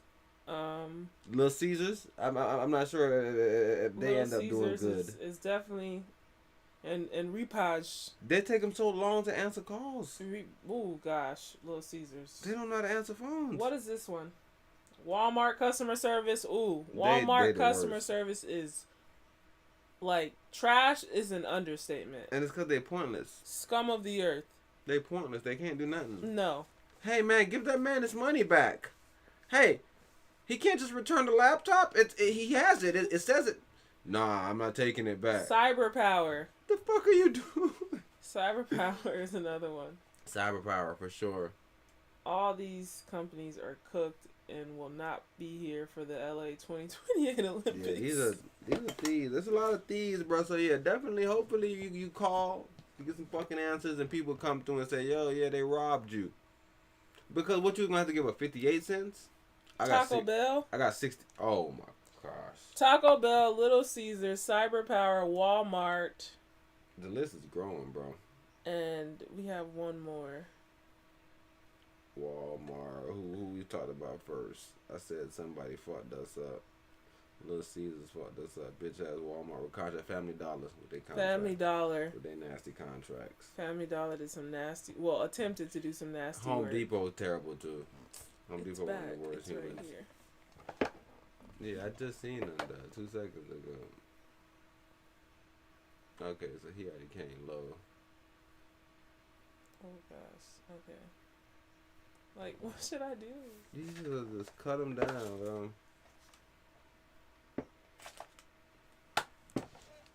Man, don't look at him. Just cut him down. Take him off your phone. Put him on the ground. That's the thing with spiders. You know they got them spider webs there. They can do thousands of tricks. I don't know where little bro at, bro. We just don't want to look at him. Get him away. He might web you up. I don't really know what spiders do. I watch them in movies. I think spiders will web you to fleck up, boy. So yeah, just don't believe what they're telling you. And the fact that I do that pass the bill. He just wanted to pass the bill. I passed the bill before. Bro. Not with enforceable. No enforcement. It's a non-enforceable bill, bro. I'm just fucking with y'all at this point. Why? Who told you to do it? Like, who requested you? And the whole thing is, bro, I got a bill passed in my name. What's the name of the bill? Name of the bill's... What his name is? Zabi? I don't know. We need to call Zabi office, bro. See what he doing. But yeah, company's not going to listen to you. Because even if they do listen to you, right? Who's coming to enforce? Can we create a company that enforces it? And the main thing I'm telling you, Empress, it's going to be 6 people like that dude. You said dude standing outside, willing to do the interview? Mm-hmm. Not a lot of brothers like that. Some people are like, man, I ain't going to do an interview. Waste my time. Got me on the news looking crazy. Man, I went in here. I had $6.58. And he said, I couldn't pay with my gas. I need to use my card. I don't got no card. So I had to pay $7. Nigga, I'm like, man, this old lady, man, they ain't got no card, man, bro. You need to get your card. Like, I'm just saying, there's a lot of people that's like, bro, I don't want them to get chastised. Oh, yeah, the scammers are upset with him. Right. Why are you trying to use cash, bro? Get that card. Get online. So we can take it from you. The thieves want to steal your money, bro, from both ways. Because I always tell you, the reason why I use cash, even though sometimes you may get points for using your card, they're charging you an extra $2, basically. I use my card. I'm like, hold on, what? Bro. You just told me this was $4. What you mean it's $6.52? Forget charging. They tracking you. Yeah, I don't care if they track me. They're going to stick you into a $300+ product and tell you, oh, you seem fraudulent. That too. So. That too. That cash be making them sad and mad all at the same time because they can't track you. Yeah, it's an untrackable asset. Some people don't care about being tracked though because you know people got all these card tricks. The one dude showed us how to go ahead and use a whole new card with a card. Right. I think the people that care about being tracked, they off grid anyways. I think the people that's on the radar, they just trying to do jobs very simple, and they just trying to go to the store. They trying. And That's a nigga it. is fucking them. But you know why I'm so proud of them though? Because there's a lot of idiots that's like, man, bro, I don't like the inconvenience. I'm just gonna use the car from now on. Mm-hmm. That's why I keep on telling people, you gotta fight the hard fights. You can't just be like, man, bro, you said I can't use it though. But you see them, it's that same amount that's not willing to fight for the cash system is that same group that is gonna tell you, yo, I want to drive to the Olympics, yo, I want to eat my salty chicken and my sweet beef, and so on and so forth. My swine of a pig back. Yeah, I seen These one of are my. the same numbers, bro. I seen one of my big cooking homeboys. I've been watching his channel, and I'm looking at him. I'm like, oh, okay. Cause I watched one episode. I seen him sitting there eating. I said, man, bro, you never be eating no food, bro. What they say, diabetic beef, hypertension chicken, and what's the other one? What could you can get so much things. Fucking cocktail pig. Yeah, like I said, it depends on the way you season things, bro. Like I said, they doing the heat challenge, they doing the sour challenge. They just gotta do the sugar challenge. I tell y'all, I was thinking about that shit earlier. I said, yeah, I gotta do the sugar challenge. And what's that? You eat the sweetest things. Mhm. Like I seen somebody do the pancakes. He did pancakes, and I'm like, okay, I can see how that. It don't have to be extremely sweet. I can see how that'll work because he did the pancakes, and then he did cinnamon. He did like cinnamon type of layer and type of job, right? Mhm. So he used the butter, the sugar, or whatever. Blah blah blah. Spin it up, so now he got this nice clumpy situation. So he does one pancake. Paste it, layer it like a peanut butter bomb. Put the next one on, layer it like peanut butter bomb. So now this is like a stack of 4 of cinnamon pancake. Then he gets some, he got cinnamon over here. So this is a big, thick cinnamon that you'll get in a cinnamon roll bun. Mm-hmm. Right, so that same cinnamon that's inside the cinnamon bun is thick. It's on top of all 4 pancakes. Right. So that's already sweet to me. Then he got the white. Glaze. The icing, and put it all over it. And I'm like, that is so sweet. That'll kill me. And 2 people knocked it off, and it was a fat dude like, this is sweet. I'm like, bro, I'm glad you said that shit, bro. Like, what, bro? I don't like chocolate for that reason. So is it cinnamon sugar or just cinnamon by itself? It's cinnamon sugar. What you mean? I just told you. You get the butter, you get the cinnamon, and you get the sugar, and you mix it up. Oh. So it's literally the same icing that's inside of the cinnamon roll. That thick cinnamon. And he laid that thick slather on all 4 pancakes. And stacked them high. Bro, I was like, in my mind, I thought he was gonna make the cinnamon sugar john into the john that he was gonna put over it. I thought that was gonna be the cinnamon sugar pancake because he was gonna syrup. Yeah, or something to that effect. But he stacked them, like he peanut buttered them, and then put the fucking icing over it. That's cruel. And I'm like, what they call that? Self-neglect. And that's on the secret menu. That's on like IHOP secret menu. So like that's the main thing. Got another one at McDonald's secret menu, but I'm like, oh nigga, that's just made up because like I said, I told you that we made the John in school. Well, I created it, to be quite honest. I don't want to say we, like give everybody credit. I fucking created it, nigga. Me. Nah, but nevertheless, I had an idea. I had a McChicken and I had a McChicken. I had a cheeseburger, $1 cheeseburger, $1 McChicken.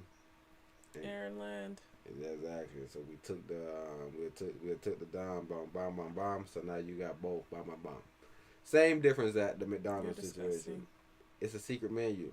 When people want to go order this shit, I'm like, bro. Secret menu or something you just put together once you get all the food. That's what I'm saying. I'm like, bro, I don't know if this is a secret menu, but I think it is probably a secret menu because, like I said, once people start hearing about it, I created this shit like in 12 years ago. People know about this thing. So nevertheless, people hear about it.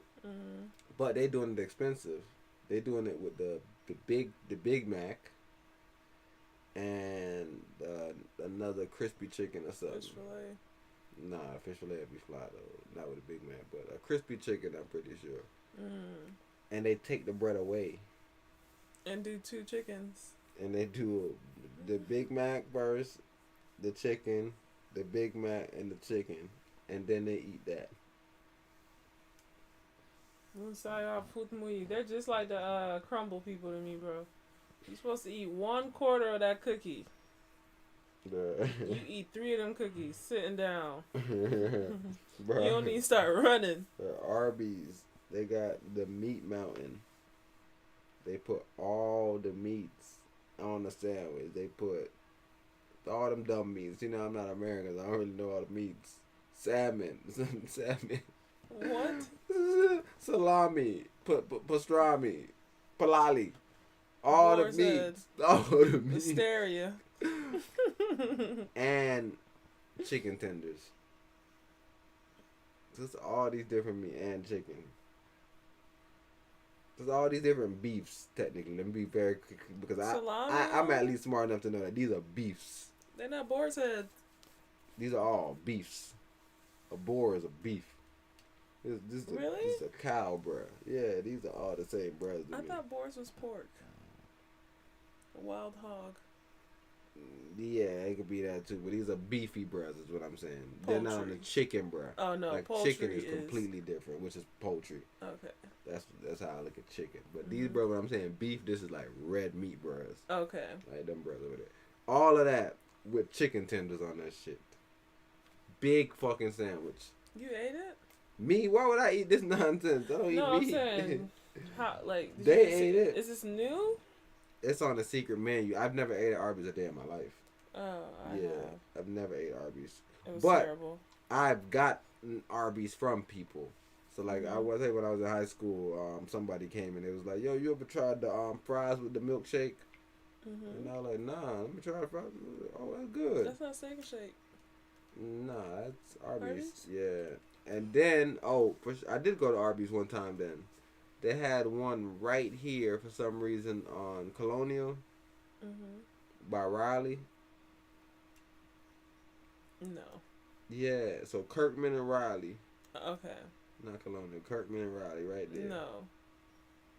Yeah, it's like you're going towards DP basically. You're going towards the. Oh, by Wawa. You're going toward exactly. It's still there. I don't know. It's still but there. I went there one day because I had a coupon or something to get something free. And my dog Carlton was working there. Shout out to my brother Carlton. But yeah, my dog Carlton was working there, and I'm like, I've never been here. This is my first time. So I'm sitting there standing there like, yo, what do you order? Like, do y'all have this? Do you have? I don't remember what I was trying to look for, but I doubted I ate meat, and definitely didn't eat there. So it had to be just the same thing where I got the fries and the milkshake, and just did the dip in John. And I was like, okay, but it had to be so some. You didn't get free none of shit. the sandwiches though. I've never ate an Arby's sandwich. And you're saying that sandwich is how big? Is it a foot long? Like. Is it 6 inches tall? A foot tall. Yeah. Because that sounds grotesque, and that sounds like when I did eat red meat, that's something that I'll get to like save and eat throughout the week as separate sandwiches. But you saying someone's sitting down and eating that all at once in one go. You funny. Separate sandwiches. Bro, I'm using that throughout the whole week. If you saying every piece of meat was on there. Every piece of meat. And you said you wouldn't. Man, I gotta show it to you, bro. Every meat, Empress. Every meat. And then he wanted to go to In-N-Out, but you know we don't have none in Florida. So he just made it.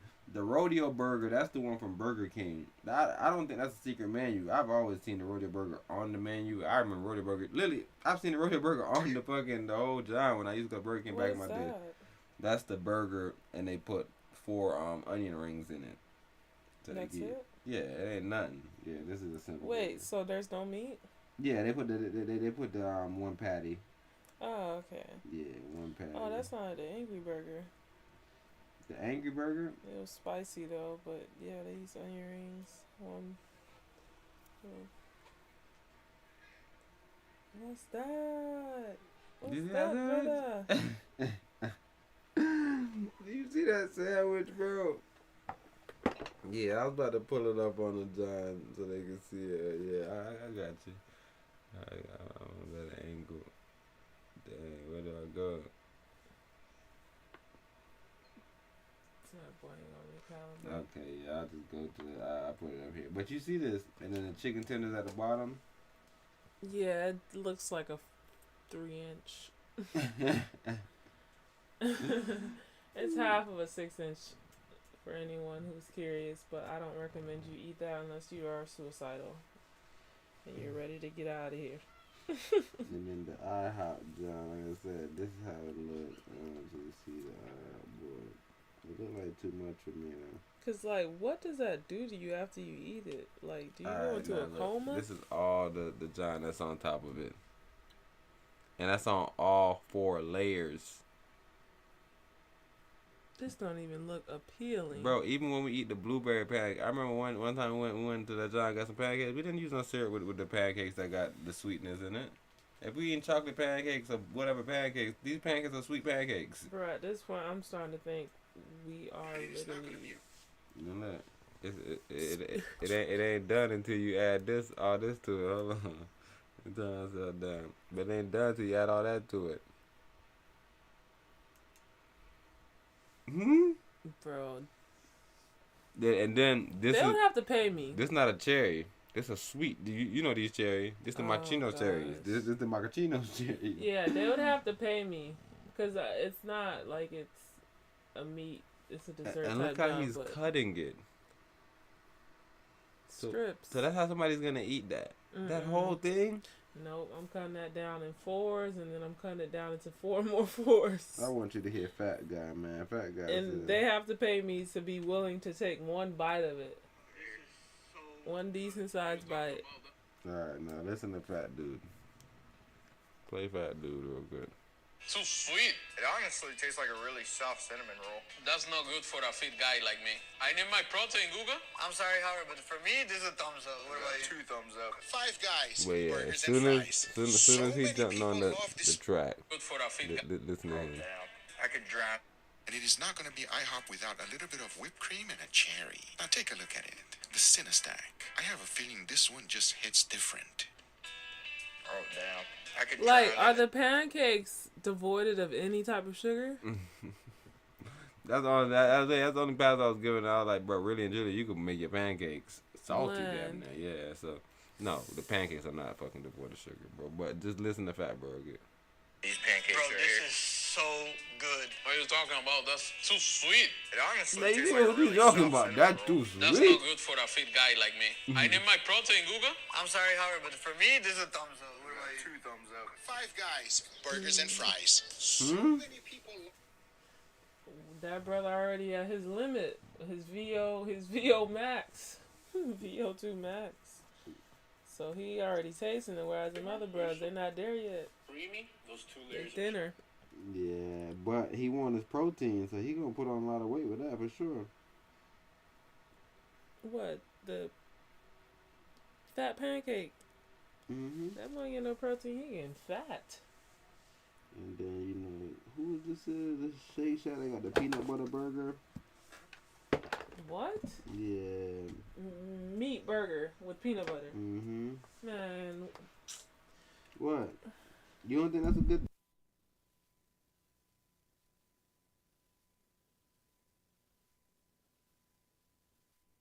Yeah. I want to present this to you, but like I said, I want to, this show I want to, straight through y'all, because I want to make sure I present y'all with y'all ideas and get y'all up out of here, but I am going to finish it out with my ideas too, so I'm going to run this video really fast. Today on Forbes, Boeing's bad year is about to get worse. Boeing's Machinist Union has been urging members to save money for a strike since 2019.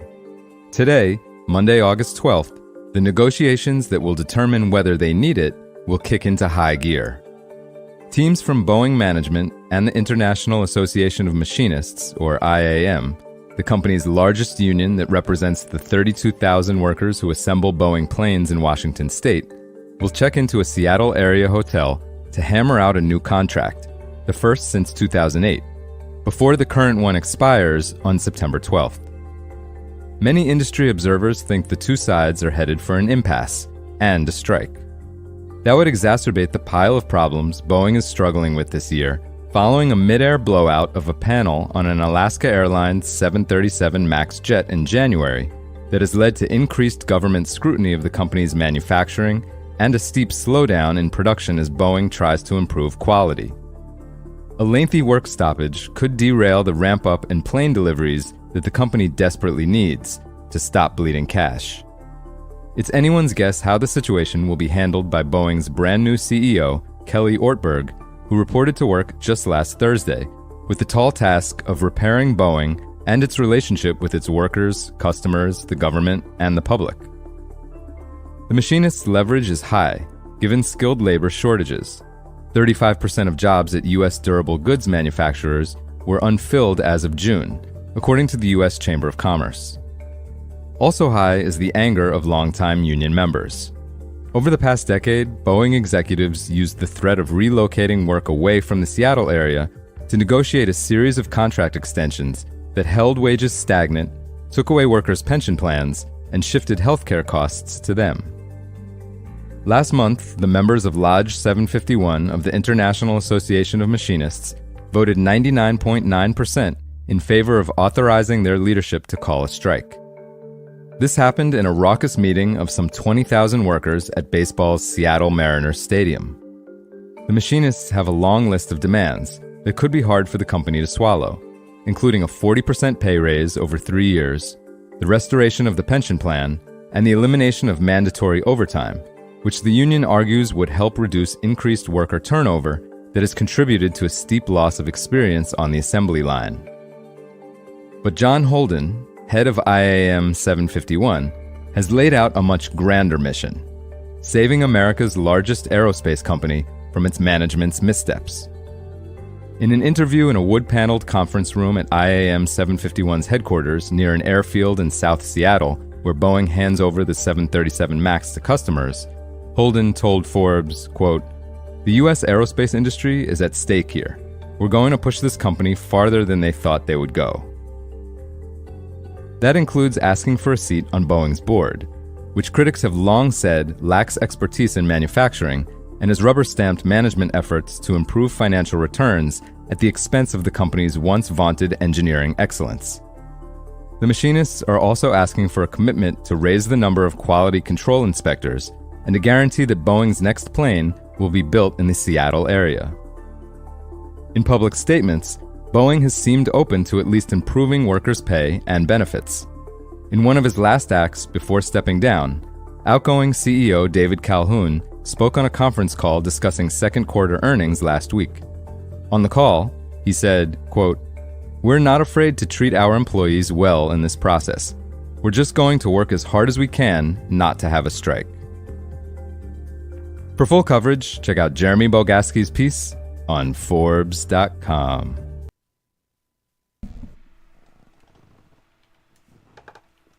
You heard what you needed to hear, but let's see what we need to see. What is the market saying? Mm-hmm. Everybody, oh no, I don't want to use this one. No, I don't want to use that. Oh, look, you can click right here. Go ahead and do your thing.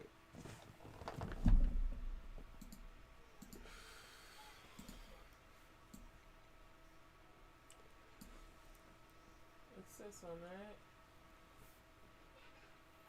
Mm-hmm. Exactly, and then change us to this bad boy up top. What you mean by that? You're gonna change that chart to Boeing? No, just change which one the chart is looking at. So where's that screen that was just showing on YouTube? That's the one that I want. Oh, it's on the same one, but I can do it right here.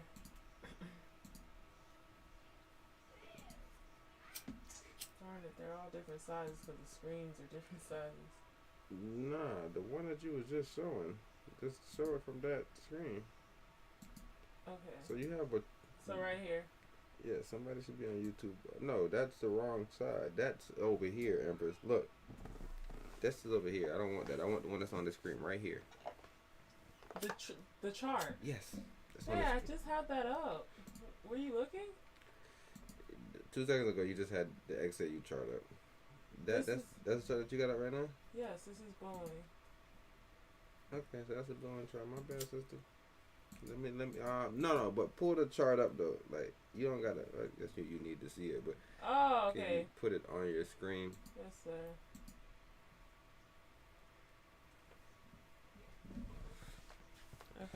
Okay. And what is this? The 15? Yeah, I just wanted to kind of see what I was looking at. But no, you probably can go back because maybe you're able to see it a little better than me. I was about to say, do you want this mouse?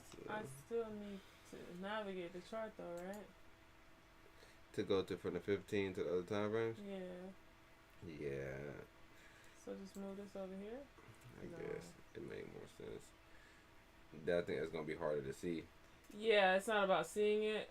It's just about it being out of the way for now because I don't want to put it here and yeah. Alright, so it's visible now, right? Okay, yep. Alright, so this is the 15 we're looking at. Start from the yearly and go down? Yes, ma'am. So zoom out a little bit. So this is the same thing with XAU, right? When I said XAU, we're going to show it to you in a little bit, but I explained that XAU wasn't in a weekly downtrend. But this MACD right here symbolizes, not the MACD, the stochastic. The MACD is what I use to actually symbolize the downtrend. So to me, it's still not in a yearly downtrend, right? It's just the RSI, so it's just cooling off. Okay. It officially goes into a yearly downtrend when the MACD signifies and they start crossing down. I haven't developed a number for the MACD yet that I'm very, very comfortable with, but that's just what we're looking at right now. So right now, it's still technically in a downtrend, but this is very bottomed out. So John coming in, the new CEO, whatever coming in, they might make it seem like he's doing a lot, Empress. Like, yo, look what the stock went, you feel me, such and such prices. Ortberg. Yeah, it done risen so much. But then you just look at the charts and you're like, y'all been down so bad. Like, I don't know. Yeah, so like de-reacted on the yearly. You feel me? So let's see what's going on with the quarterly. Also looking like we said, right? So now this would actually cut on the yearly MACD. I mean the yearly MACD. No. Yes, it would. Oh well, yes, it did. Right? All this red equates to a yearly. It didn't cut it on yet. It's gonna cut it on the second fail. 2 quarterlies is 1 yearly. 2 monthlies is 1 quarterly. 2 weeklies is 1. You already know it's always 2s. So up, down, up, and then down. Yes, and that would signify the actual yearly. Okay, I was looking at it a little different. And I guess from a predictive measurement. Oh, excuse me, because when you look at this, right? I feel like they're gonna reuse this before they get started here. That's why quarterly. That's what we're saying. Okay. It's not officially in a actual yearly downtrend. Yes, that's what you said initially, but now you just said something to. I forgot. No, I'm saying that it's still the same thing. You know that it's not officially in a yearly downtrend because the quarterly hasn't failed. It's still in a quarterly green uptrend. Wait, this right here is. Oh, duh. Okay, I'm tripping. Yes, it's in the uptrend now to go test. Wait, so this right here, you're saying didn't cause it to fail?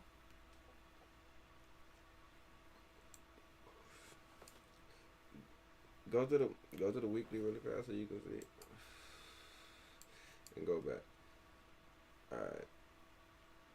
You can see it? And what is that date when it went to that high?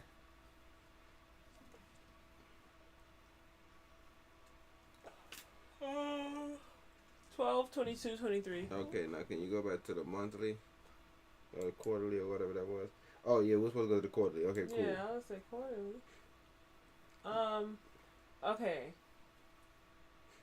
So this right here, where are we at? Can we just start from the basic? This is gonna hit, come back down. After super trends, is this looking to super trend? What? The quarterly. Because this has been red the whole time. You say it's gonna keep being red. Is this the longest red there was? Yeah. No, it's not even under the candle. It's not even under the candle yet. What you talking about? Boeing is not even under the candle. I mean, under the clouds yet. Like you can see it right on, here? you can see it on the MACD. It's still above that line. Mm-hmm. It hasn't broken anything. Okay. Alright, so you're saying that if anything, this goes back up. What? The RSI before it bottoms out. No, we necessarily don't know. If you get off it, let me see what the number is.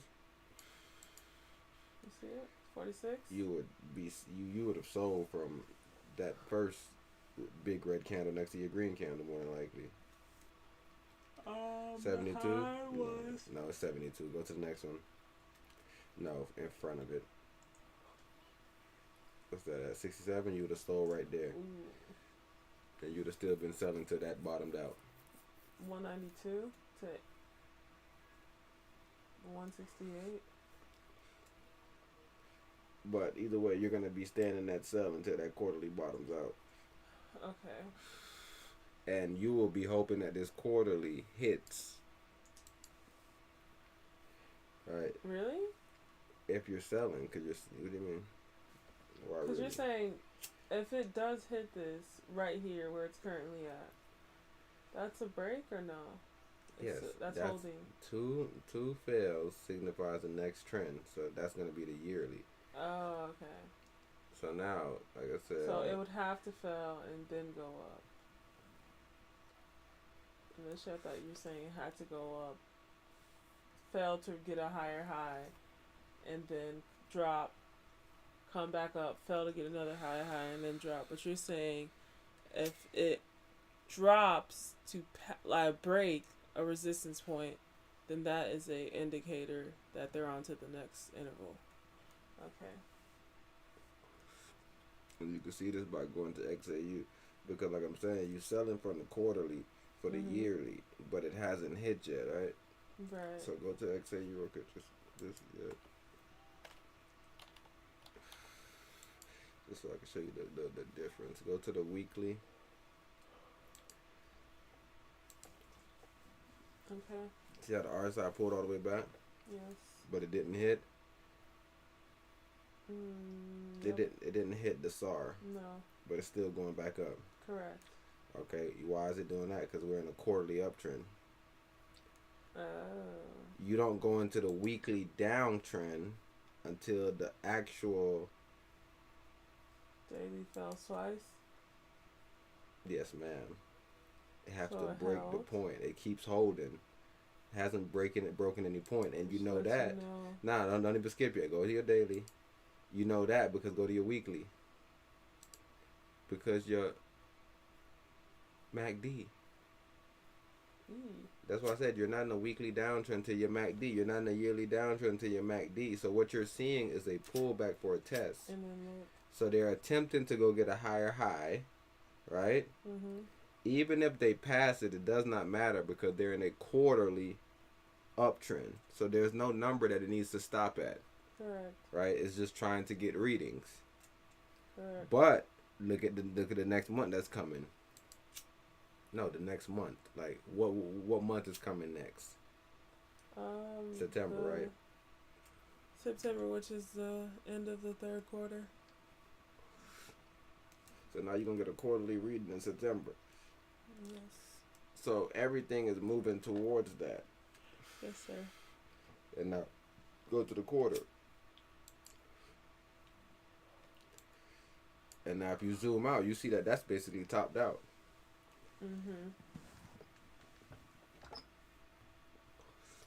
91. On the RSI and on the MACD.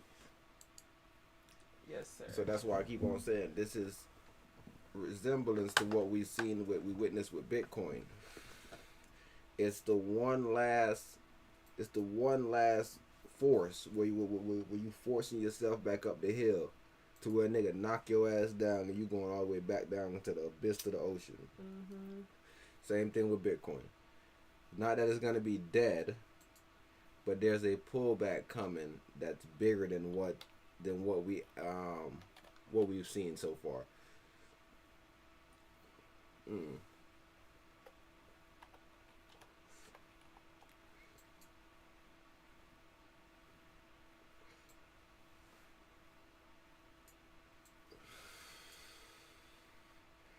Same thing. We're in a quarterly uptrend. Bitcoin, we got more run room because we've already took our big drops. Right? Go to the yearly, just so I can show you the complete difference. You can't. We don't even got a fucking reading. We don't even got a reading, so I can't necessarily even use this, bro.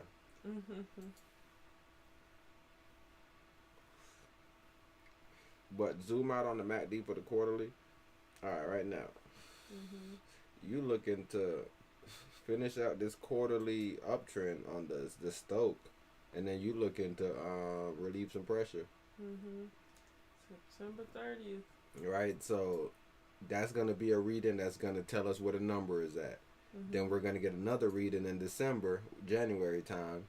That's gonna tell us the confirmation for the yearly, which is the most important part. The confirmation for the yearly, I think, is the most important part. Because same thing with XAU. If you were trading XAU, everybody thought XAU was down and out. It was pulling back that whole time.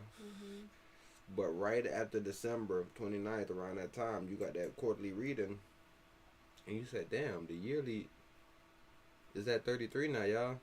And look what we did for the rest of the year. Right? So that's why you don't want to force any position when you're getting bigger readings, especially if it's close. Especially if you're in a position where it's looking to go up or go down. If you're still in a downtrend, then you can whatever kind of play with it, like, okay, I'm waiting for it to bottom out.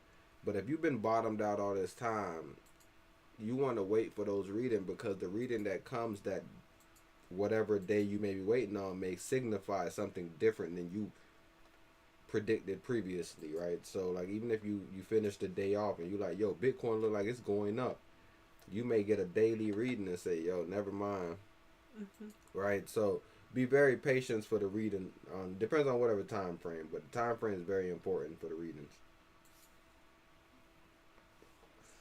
And now I think I had another look. John. Okay. What we got on the screen right now? Is it this beret on the screen? Over here to the right? He's on the screen. You need to get in there. Okay. Yes, he is. But you want to go to this one, right? Okay. And now on this screen right here, can you type in Facebook? I mean, not type it in, but yeah, go to the Facebook. And I have an article about the brother Noah Lyles. And he's getting a lot of hate. And he's probably one of the most hated athletes in a sense, because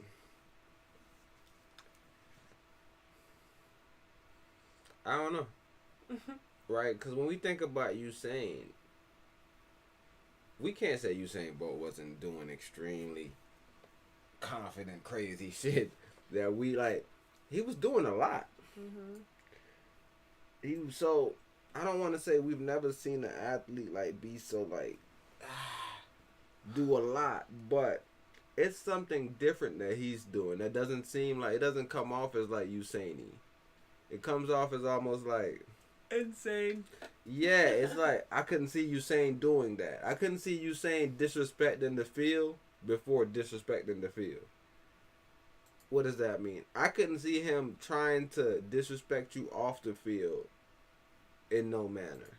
I couldn't see him running on the track doing no backflips. Right? Like, even in the beginning, I'm trying to think about what his John was. I think he used to do the pretty boy John, maybe. I'm trying to think about what his John really was when he used to, like, when they used to say, Usain Bolt. Like, what he used to, they used to, His introduction. yeah, cause you remember, you one boy used to do Johan Blake do a lot. He do a lot with this shit. So That boy extra. Some people do a lot. He turned into a Black Panther cosplaying like at Comic-Con type brother. So some people do a lot. So the fans, they want those people to lose, right? Same thing with a Kobe Bryant. Same thing with a LeBron James coming to league, throwing powder in the air. Right? There's always these people, bro, where people are like, yo, I don't like bro. And he's falling into the same category but different. Because it's almost like he's annoying with it. Yeah, I think it's like Kyrie 2.3. And I always say 2.3 because it's just not the next version. It's like a beta that we just left over there. Haha, beta. But no, this guy right here, he's in too many squares as a man. It's very off-putting. Kyrie Irving, same thing. It seems like he's on too many squares as a man. It's like, are you going to be a basketball player? Or are you going to be this hotep nigga? Or are you going to be this religious nigga? And it's like, I'm in every and each lane. Like, what are you going to do about it? See, but I don't see Kyrie. And see, basketball is not necessarily so individualized. Right. But like, I'm just thinking about even when Kobe went to the Olympics, like everybody was like, man, bro, Kobe here. I can see the same thing being for Kyrie. Yeah, with Kobe, I think it becomes not necessarily a matter of like, you know that concept where people are fanboying over LeBron and he's finally figured out how to do a left-hand layup and still struggles on the footwork process, and everybody's like, he's the greatest. It's like Kobe doesn't have that irk. When you mention Kobe and the greatest in the same sentence, it equates very well. When you say that about LeBron, you have to do stats, you have to do like certain things for the statement to be true. So like with Kobe, I think it was like his face card, his record off the court caused like this weird hatred to be upon him. Because growing up, I thought he was cocky, but like I didn't hate him. It wasn't like, oh, you seen Kobe drop? Like, it wasn't that type of concern. It was just like, yo, he's not humble. Nah, but I tell you, the reason why everybody hate everybody or like have a dislike is the confidence they may show. But I tell you, it's something different with bruh because Usain Bolt was extremely confident. Floyd Mayweather is in the same thing as him. Because a lot of their wins come with mouth. Like with Usain Bolt, it was so dominant.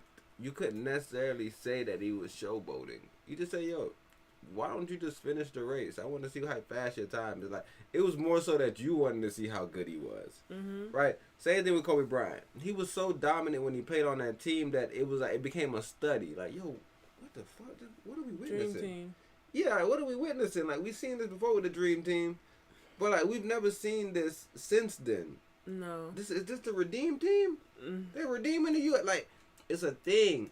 Like with Noah, it's like Floyd Mayweather, where it's like, man, bro, you ain't that good though, bro. You ain't beat, bro. You ain't beat, bro, earlier. Bro, you ain't really win like that. It's like that angle. You just don't have your nails are painted. The other guy, nobody knows him, but he's getting so much praise. Why? Because he's genuine and he has gold teeth. Very genuine human being. You, it's like, I'm number one. I know I'm number one, and I'm gonna keep trying to prove to y'all that I'm number one. Whereas that guy, he's just like, yeah, these just slow. But I'm What's saying next? it's not even about proving it because I'm telling you what you saying, like you saying lost some races. I remember a world championship he lost to Johan. He came second, and it was always about like his start. It's like he need a better start. Right. And like, you just like, man, you saying getting a little older. But like in the big races, he showed up. And that's what I'm saying with Noah Lyles. It's like, what was that? You too cocky to not be that good. That's what I'm saying. You gotta dominate people like on a level that people just gotta like.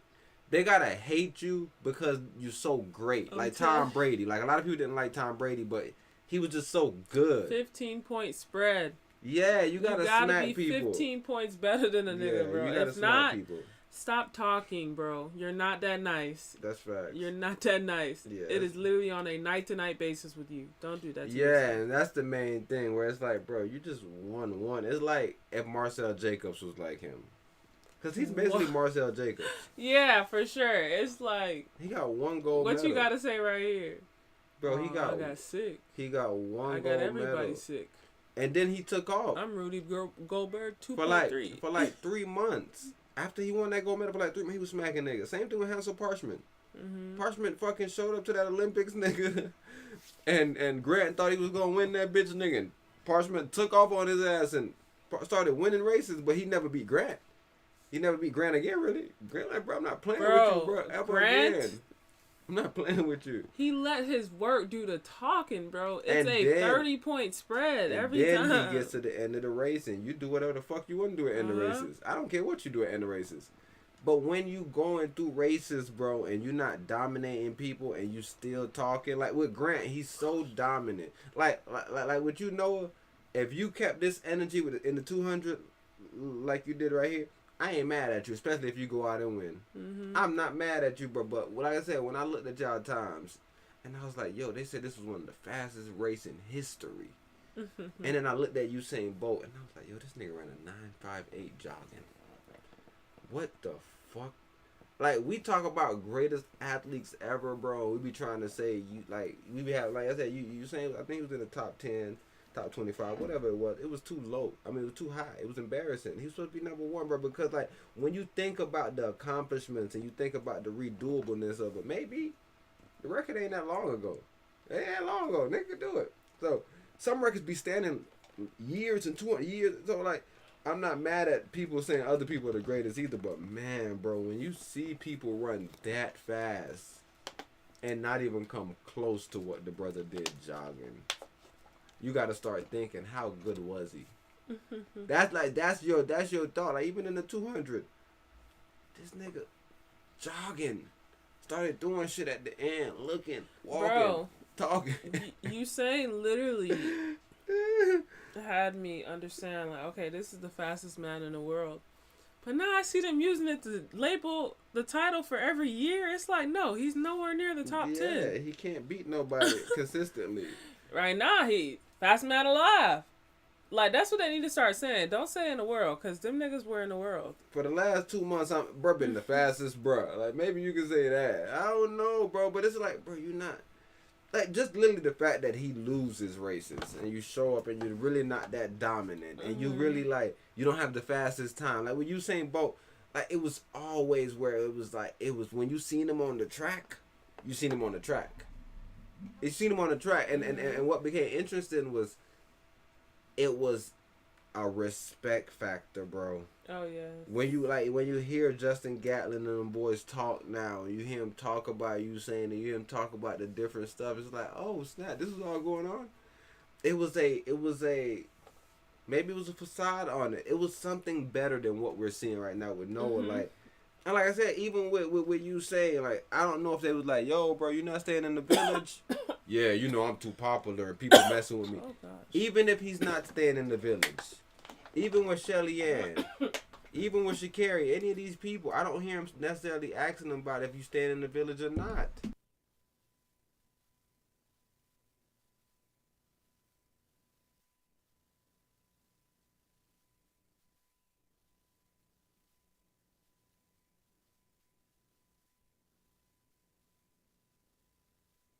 Maybe just a foolish dreamer, but I don't care, 'cause I know my happiness is waiting out there somewhere.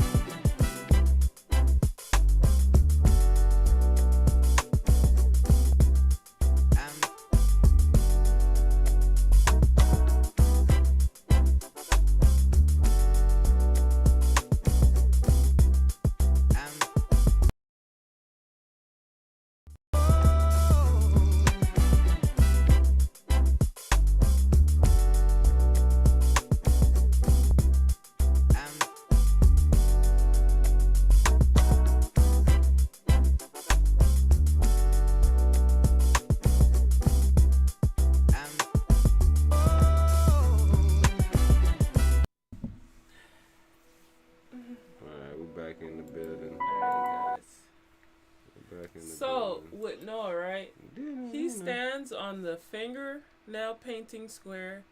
He stands on the against the ADOS member square. What you mean? His lady not ADOS. So they got beef with him right there. They got beef with him for painting his nails. Empress. And then there's another group that just got beef with him because he cocky. I don't think nobody for no reason. I don't think nobody got beef with him because he got I think that's probably his only saving grace, bro. What? That he got a black. Yeah, I think that's the only thing that actually. She not black, babe. You know those people don't identify them as black on the internet. Babe, I literally watched the bro do a whole video about this man with a black lady. So I don't know who's saying nonsense like that. And I'll tell you, like, the only knock on Grant and all them boys is they ladies white. That's why Quincy getting bigged up right now. Let him find out Quincy got him a light skinned chick. A light skin or no? what? We don't, I'm saying we don't know, but even Hell. if he got him a light skinned chick, they gonna be on Quincy neck. For real. These people ain't Oh yeah, serious colorist, about nothing, right? bro. These people not serious about nothing, bro. The internet, wow. Dang, can we make this bigger? John kind of small. Let me see how it look though. Yeah, it's right there, full screen.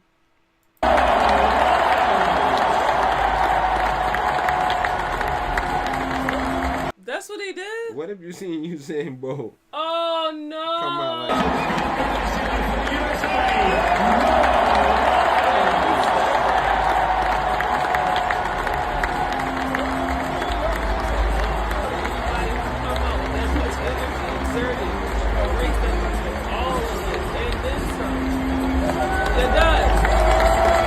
And then he said, what happened to him? Right now, he said he got the vid.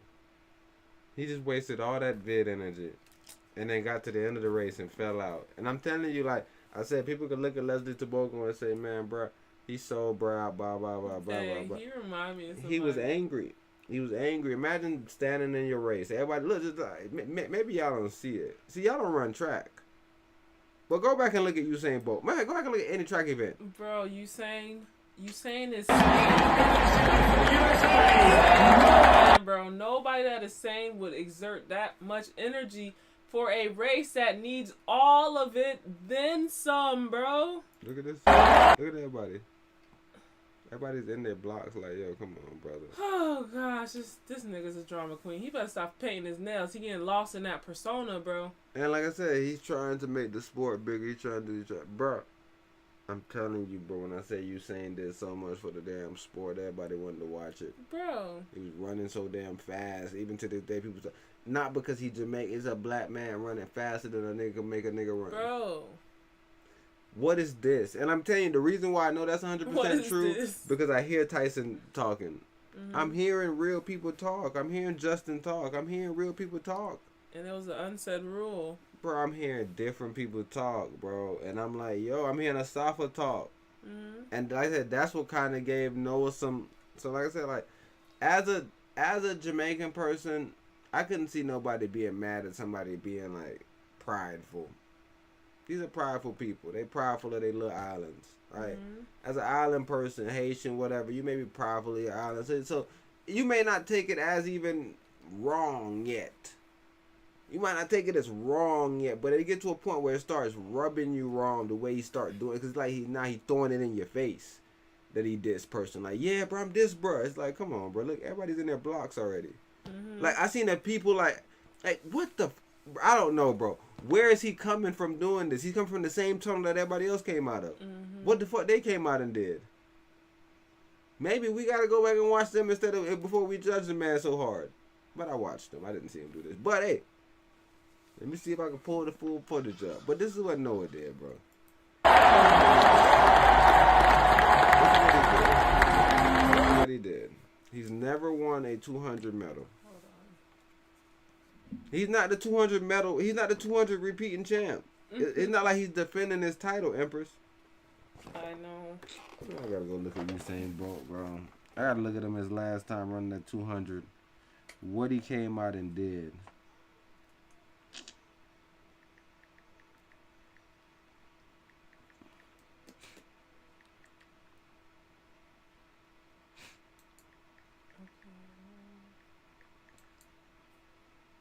It's in the history? What you looking for? The full video. Exactly. I'm trying to find it. I think I had it on a whole nother John.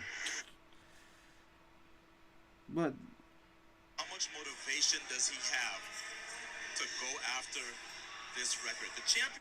All right, so can you go to that video I just put in there with you saying? I just really want to just see that beginning.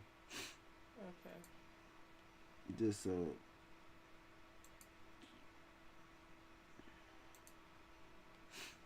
Cause I want people to just see the like how he did it.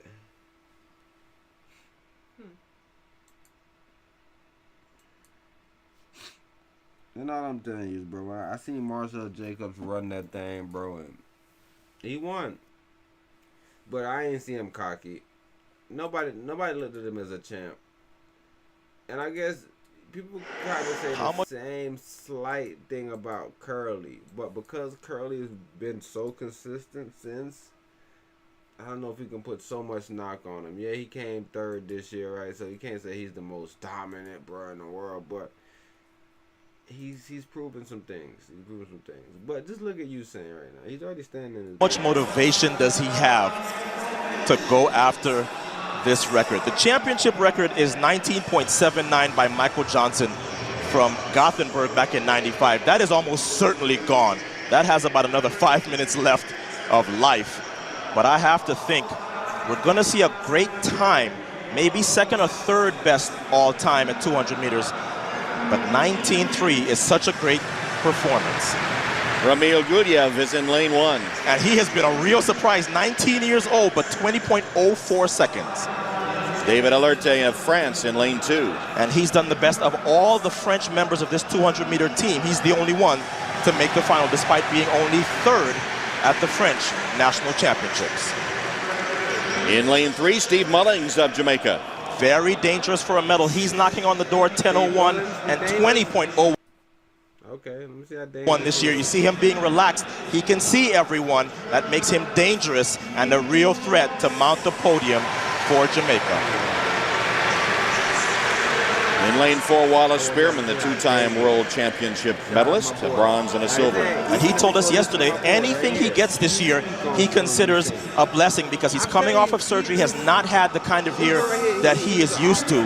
But if he can run this turn and put himself close to the leaders, he certainly has a chance at mounting the podium as well. Bolt's in lane 5. Seems like a long time ago, and he was second to Tyson Gay at the World Championships in '07. And the flashbulbs explode behind him.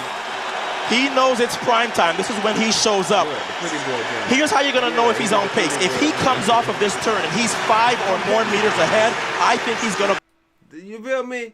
You ain't stopping the athletes. You ain't taking no fucking time from the crowd.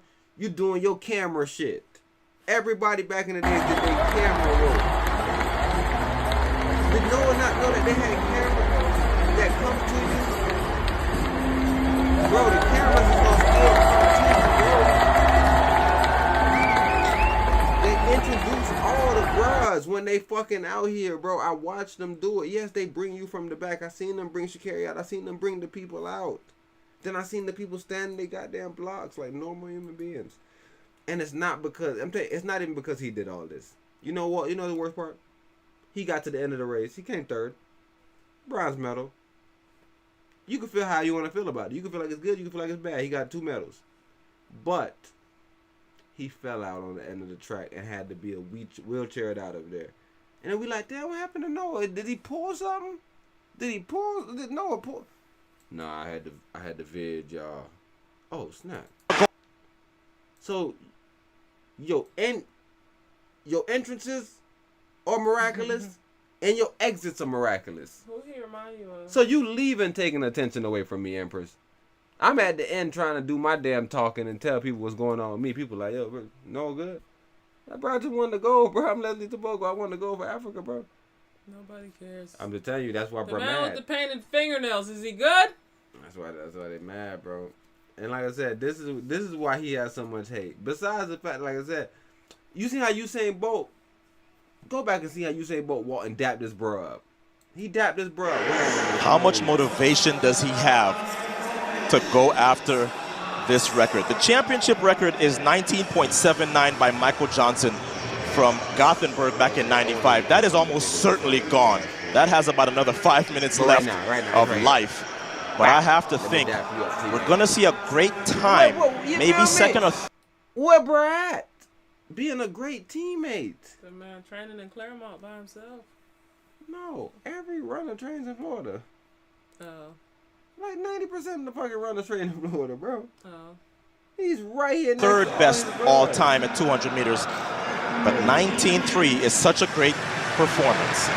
Ramil Gudyev is in lane 1. And he has been a real surprise. 19 years old, but 20.04 seconds. David Alerte of France in lane 2. And he's done the best of all the French members of this 200-meter team. He's the only one to make the final, despite being only third at the French National Championships. In lane 3, Steve Mullings of Jamaica. Very dangerous for a medal. He's knocking on the door 10.01 and 20.01 this year. You see him being relaxed. He can see everyone. That makes him dangerous and a real threat to mount the podium for Jamaica. In lane 4, Wallace Spearman, the two-time world championship medalist, a bronze and a silver. And he told us yesterday, anything he gets this year, he considers a blessing because he's coming off of surgery, has not had the kind of year that he is used to. But if he can run this turn and put himself Tyson close Gay is to the leaders, he certainly has a chance at mounting the podium as well. Bolt's in lane 5, seems like a long time ago, and he was... So it was a big beef that had broke out around our time, right? Some serious warfare, you can say. Mm-hmm. It was Tyson Gay versus Usain Bolt. Mm-hmm. So every time we seen them, we was looking for this clash of the Titans, and that's what I'm saying with Usain Bolt. I don't like. I'm gonna play like two different stories. I'm gonna play two different stories because I really want y'all to. Is your great rival? Yeah. I mean, you two are big. He's like your Lex Luthor, right? I mean, you want to take this guy down. He has beaten you this year. Am I right? Yeah. How do you feel about that? Well, it's no stress. This year is not a championship year. This is my year off, I would say. So it's no problem. Doesn't count. Yeah. For me, it doesn't really. Next year, for me, it's always the championships. Championships where people say, oh, if you lose, then they say, oh, Usain Bolt got beaten at the World Championship, but it's not gonna happen because I'm gonna be always ready and prepared and on my top of my game, and as always, so I'll focus. How do you think Tyson Gay sees you? How does he view you? Being my friend, my best friend NJ, we always say, we think Tyson just sits his home and cusses us, just cusses me.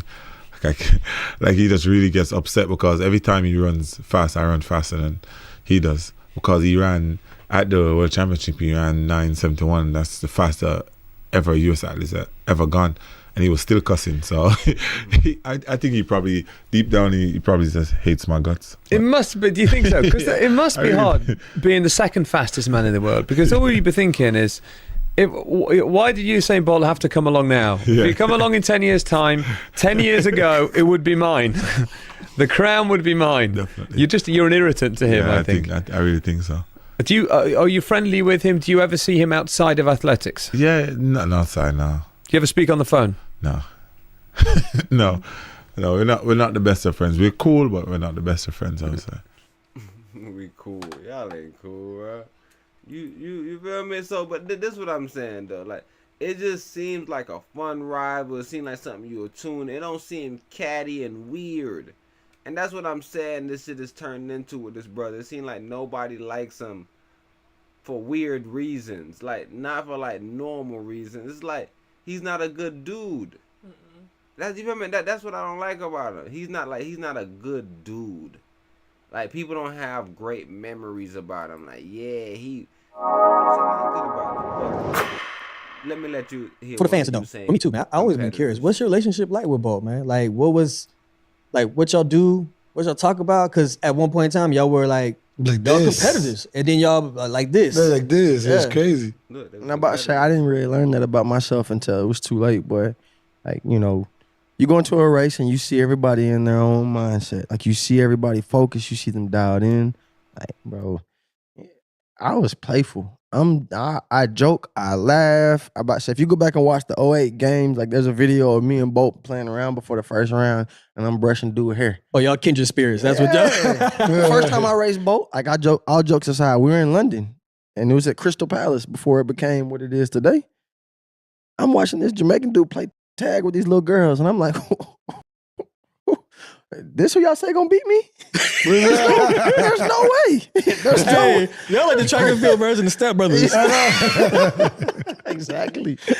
And I'm like, there's no way. There's literally no way this man's about to be. Coach Brahman's not. I'm like, bro, that's easy work. No problem. Man, they shoot the gun. So Tyson and him up front. And like, I walk them both down and I win. But then we go to Worlds. And all of a sudden, like, I'm nervous. I'm serious. And he comes over. He starts messing with me. And I'm like, who is this little dude, man? Like, Bolt, I think I'm like 19 and Bolt's like 16 or 17 at the time. So he's young. I'm like, man, who is this little kid, man? But like ever since, like we matched energy. So we were just cool. But for me, like it's really hard for me to like compete with someone, like if I care about you. So like if we if we friends, like I want to see you do well. And I'm the type of person I'd rather see you do well, and like whatever happens to me, I'm cool with it.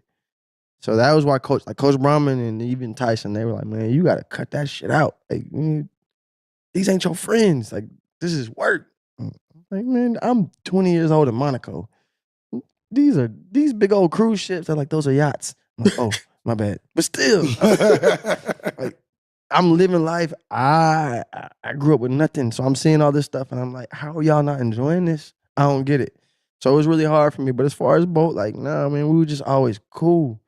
Like, hey, we're gonna put our work in. You know, you a dog, I'm a dog. Let's figure out what happens. And like, it just kind of transcended into whatever it was, like what you saw on TV. But like outside of that, I mean, I probably talked to him probably 2 weeks ago. I think it was his best friend NJ's birthday. So, you know, I reached out and I'm like, yo, happy birthday. You know, how is everybody? And like, so Bolt's NJ's godfather. And, you know, how's everybody doing? What's going on? You got the kids now, bro. You a daddy.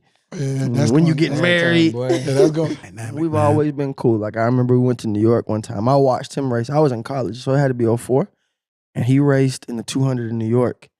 And so he runs the race and he shuts. This is when I figured out what shutting it down was. I didn't know what that meant before I'm in college. But he runs the race in the last 40 meters, like he's, big Jamaican fan base. Like he's looking at the crowd, pumping his chest and doing all this across the line. And I'm like, what is wrong with him? Like, what is going on? So he's doing all this. He's showing out. He runs up in the stands. And I'm like, oh, they feeling this. Oh, he's entertaining. Yeah. This is cool. This is great. entertainment sport. So I watch that and I see what Bolt's about. And I'm like, all right, okay. Shout out to this man. And then when he does it to you, you're like, hold on, wait a minute. Hold on. I remember in Zurich, we ran a 4x1. I get the stick first. I'm on ankle leg. Doc Patton, my teammate, training part of the time, he hands me the stick. I'm like, 3 to 6 meters up. I don't know what it really was. I'm exaggerating on the low end. And Bolt catches me, but literally I'm like, in the whole 4x1, I can hear him. He's like, all right, Wallace, I'm coming. Okay, get your knees up. Why you running? While we're running the race. Mother, I'm gonna curse this time for real. So he said, motherfucker, you. So we're running. Get your knees up. Look good. Okay, I'm coming. All right. Look left. Look up. Here I am. All right, dip of the line. I got you. All right, great job. Oh, you crazy for that. You crazy. And we crossed the line, and literally all you do is you see me walk up to him, and I get real close, and I was like, don't you ever do that bullshit again, bro. What's wrong with you, man? And he's like, what? I was like, don't do me like, come on, man. I was like, okay, this dude's getting got real fast. This show is sponsored by BetterHelp. We all know how life can be. There's a lot of ups and downs. There's going to be a lot of wins, and there's going to be a lot of losses. And it's all going to be overwhelming. I think a great place to start is therapy. Yeah, this is what I'm telling you, though. It's sports. It's entertainment, bro. If we compete, you don't necessarily have to like me, bro. But, bro, the fact that everybody, dislikes you, I think that's problematic. And people like, yeah, me and Brian really cool. We compete each other. Like, Justin and Tyson Gay hate each other. They both from the USA. So it's not about countries and all that bullshit. Like, it's because we compete against each other so much, and bro, I gotta beat you, and you keep beating me for some fucking reason, and I don't like it. And the thing that happened with in Justin and Tyson situation was Tyson was the golden boy. Tyson always had the faster times in whatever sense, but he lost to Justin a lot. I remember seeing Justin beat him and being like, damn, Tyson Gay lost to Justin Gatlin. Tyson Gay was so fast. We for sure thought he had a chance to beat Usyk. He was so fast. This is what I'm trying to tell you about what makes a great person a legend. Because when you hear Wallace experiment about how Wallace was fucking fast. Put him on an anchor leg, all these different things Wallace did. But bro, a nigga is running behind you. You are Olympian. And he playing with you while running behind you as an Olympian. Same thing like I would only imagine with Kobe Bryant playing. Like, bro, it was just different. You can just tell, like, oh, nah, he's better than them people. He knows the game. I don't know what the fuck them brother, that nigga right there gonna beat them. And that's what he was saying. Like, I use off season to test y'all out. Y'all beating me. You not beating me, dude. I'm not doing shit this year, bro. You running for money. I'm not running for money. I may run a couple races this year, but I'm not running for money, bro. You need money. Right? So it's like when you hear his approach, and like I said, you see the appreciation from different people that got a chance to meet him, or you hear these fucking stories where you like, what he did in the race? You was ahead of him, a 4x1 in the Olympics, and he's playing like this. This is just tell you, this was 4x1, bro. This is not a lot of fucking meters and shit to go, bro. And he's talking you through a fucking race, telling you what you're doing wrong, telling you what you're doing right, and he's just gonna blow your ass up. Yeah, I don't hear those stories about you, Noah. I don't hear nothing. Yeah, I don't hear nothing so commanding where they like, yo. Man went and said so much so that he's getting intel, like he's a fucking spy for the U.S. on Jamaican track. Like, this guy, he not built like that. He's not cut from that cloth. The man paints his fingernails. He's probably a fucking cannibal for all we know. Like, it's just like, what are you trying to prove, bro? Like, what is your purpose? Like, are you just trying to make sure you rub everybody wrong and they talk shit? No, I know what it is. He's a good brother. He's just not really entertaining. No, not at all. He's not entertaining, so what he does is he's just doing things. It's like Carrot Top as a comedian. Carrot Top used to always do props and shit. Like, I don't think a lot. Yeah, Yu-Gi-Oh cards. Yeah, like everything he does is like, look at this, that's crazy, right? Kind of the same thing with Israel, right? Israel Adesanya got stuck in that same thing, right? Where he became so cringeworthy because people was like, yo, bro, alright, bro, whatever, bro, you doing all this in fights, and what'd you do? And it was all fine and dandy until you lost one fight. Bro, you lose one fight. I've been asking you this whole cast. Yeah. Who does Noah remind you of with that third place finish? Who you remind you of? Wilder with the boots. Deontay. That man Same used thing. all his energy to hold them boots up on his feet. Same thing. That's what I'm saying, though. And like, this is what I'm saying, though, about commanding winners. Like, winners that's so commanding where you like, bro, this man a winner, bro.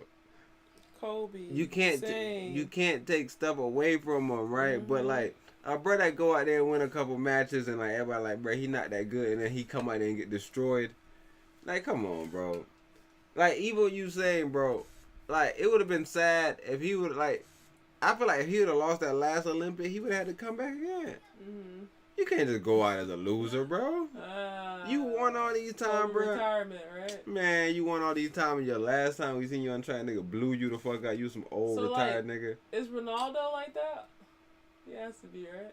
Man, every time I hear him talking about Ronaldo like he going out bad, but he getting paid. Tom Brady? Tom Brady, he went out like that as his last one, but his last official one, like I said, the same way with you saying, same way with no, she went to the Olympics. This will be her last Olympic, but this is her last Olympic, right? Who? Shelly Ann. Oh, for real? She's not gonna do it 1 in 4 years when she's 39. Okay. But She may have another world championship in her. She may have another season or so in her. But it's not an Olympic season. That's what I'm saying. So, same thing with Usain. After that last year, he won. I'm pretty sure he ran one more year, that championship season. Quick question. How old is Johan? Johan was always younger than Usain, so I could see probably the same age as Shelly Ann? Yeah, roughly. But I think he's younger than Shelly Ann too. Okay. Yeah. When Johan came in, Johan came in as the glory boy, man. He was young. That boy beat Usain. Yeah, he won gold in 2011. And that's why I was saying, we was all like, yo, what? Like I said, when we got to the Olympics, and like I said, and that's why it was confusing, because it was a championship. It's like, so Johan beat Usain before, but it was he never beat him in a world championship. So when he won gold in the world championship, I was like, oh fuck, shit, interesting. And then nigga, bro, Usain stepped up and was like, bro, what? Said I don't play that. But that's what it was about. So like, even if somebody do beat you, like, you don't get the vid. You don't get rolled off. You say, yo, I ain't even gonna let them know I got the vid. I'll be back. And then you tell me you had it. That's the whole point. You come back and you knock a couple people out of their spot. Like, that's what you did the first time. You see, Noah. Yeah. That's when he got popular. Yeah, bro, 34. He born 89. Okay. Yeah, but Olympic game, he got 2 gold medals, 2 silver medals. The world championships, he got 2 gold medals. Yeah, he got a total of 17 gold medals in his life. 4 silver, 5 bronze. Oh yeah, that's the other thing with Bowen. I was looking at the majority of them that we've seen were all above the cloud, right? Of what? Bowen? Yeah. But they're all in us, like I said, we still in the quarterly pullback, because the quarterly crossed down, right? So, quarterly? Yeah, cause I remember I said we were selling from 67. So we technically got to wait to see when it bottoms out. But like I said, I see Bowen being able to do a lot more than we think, just because of everybody else bottomed out. Right. I guess we have to go back and just make sure they don't start topping out everybody, because sometimes they'll do that. They'll top out the top and top out the bottom. So like both ways, like you stuck in between a rock and a hard place where it's like you topped out. So just make sure you're not completely topped out, where you may be looking at the yearly and be like, yo, we bottomed out on the yearly. But now your monthly, your quarterly, everybody else topped out. So now you're going to a yearly MACD downtrend. So, like we always say, be very patient. Do we have something else? Like I said, I don't want to go off on the other giant. So for the most part, we are done with our Taco Tuesday setup. Let me make sure I put this back on. John, remember we said that it was a buy from early.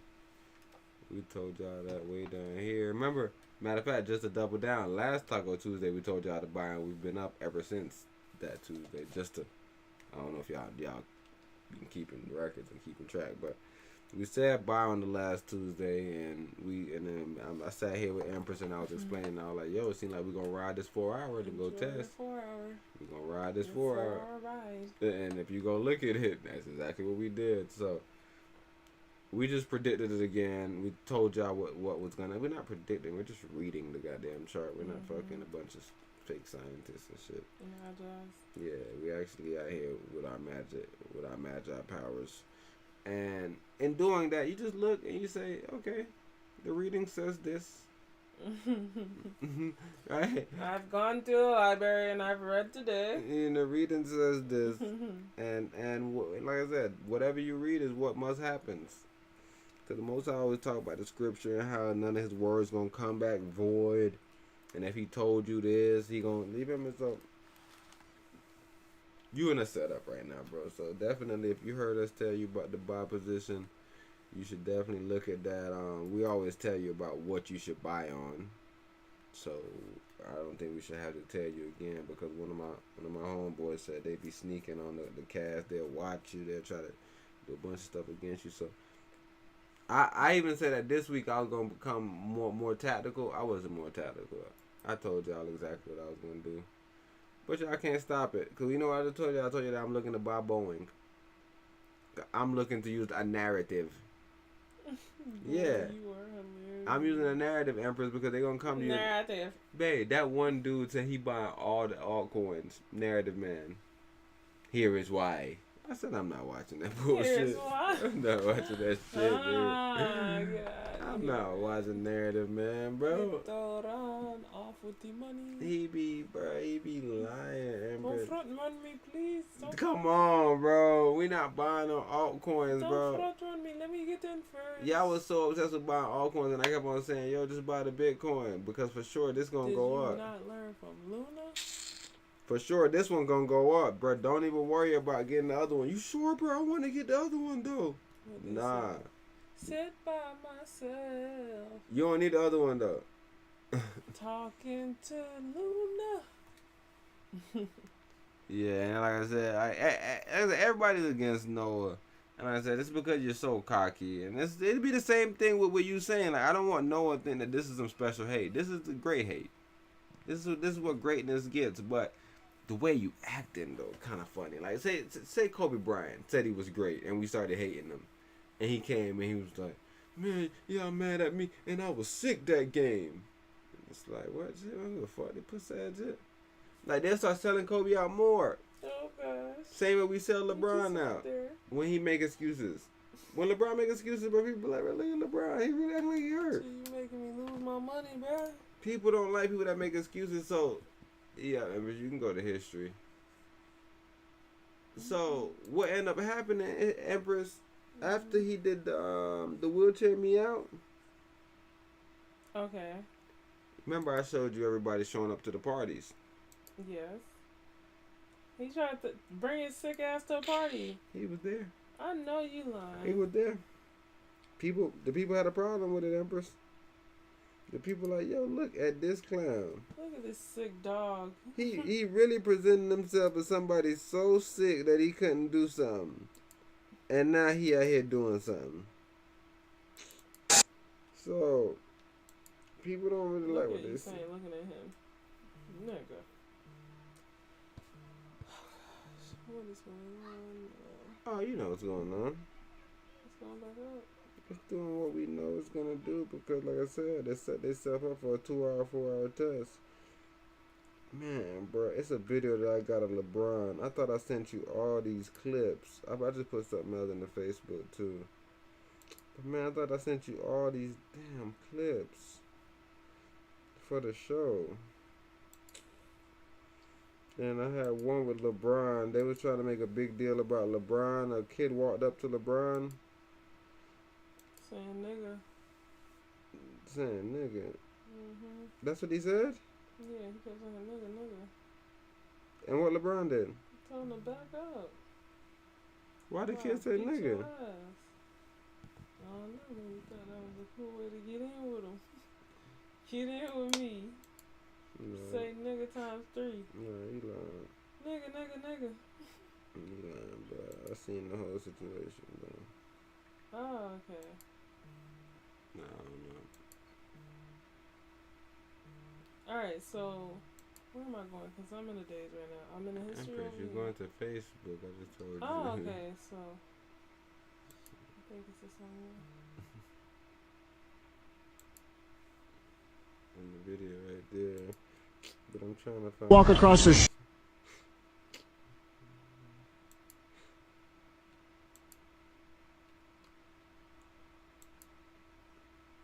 street and eat this. Crossing traffic here in Jamaica is crazy. You got to make sure you put your hand out and you just walk as if you own the place. Damn. He called me a Bati man. That's a compliment. It's a term of endearment. Oh, it is? A term of endearment. Okay. Walk across the street and eat this.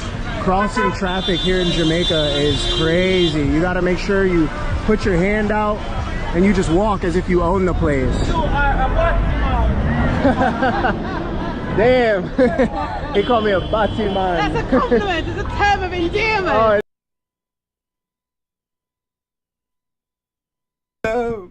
Where OG from?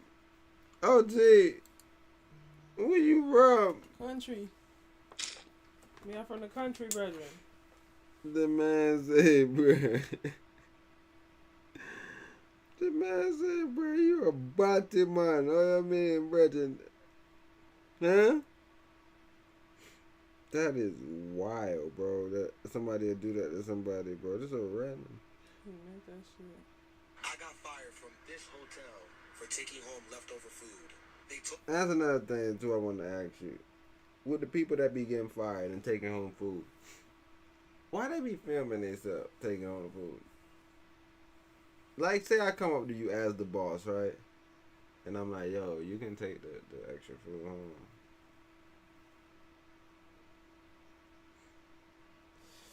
home. American idiot? Hey, you can take the rest of the food home, fam. Yo, fam, you can take the rest of the food home. Idiot. And the first thing you do is show up and show off. Look what the job giving me to take home. Show and tell. And now I got fired from my big boss said. Big boss said, yo, you allowing people to eat free food? I said, nah, I ain't allowing nobody to eat free food. Who you seen eating free food? Cause remember, guy on TikTok. Empress, remember, we heard the story about the one dude getting fired for giving away free shirts. Ooh. He was going inside the John getting shirts and giving them to the drivers. But told us the whole story about him. Tell us how sad that the business is. Oh man, you got yourself cut thin. No, that's that screen. No, that's you. You cut thin. Now click on it and then press all. And how much we gonna bet at Wall Street Bets? No, why you moving that back over? We don't want nothing to do with that side. You want to leave that side over there. Yeah. This right here is cut thin. So you hey, if it was cut thin, it would have the green lines around it. Let me see something. Get me right, please.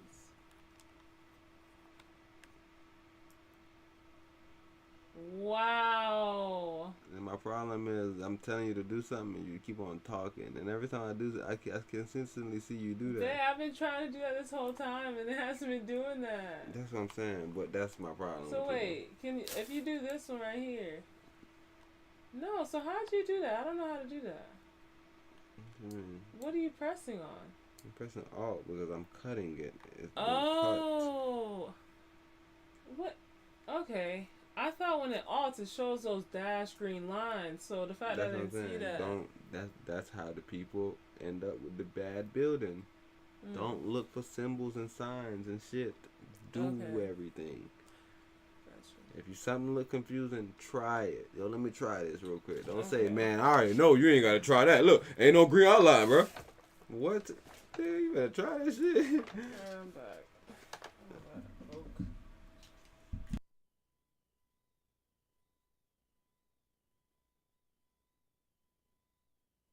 this hotel for taking home leftover food.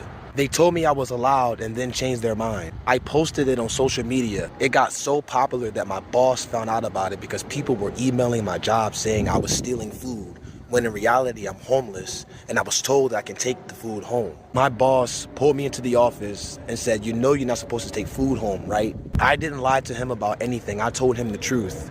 And then he put me on paid leave. 2 weeks later, I got sent a severance package, and that severance package stated that if I signed it, I would get $449. Being homeless and not getting paid from TikTok yet, I really needed that money, so I almost signed it.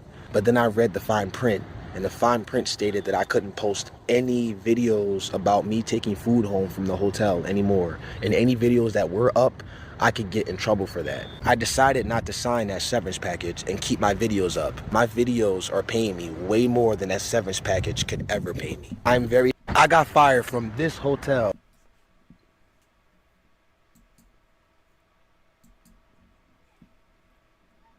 Listen to this, brother. Listen to this brother right here.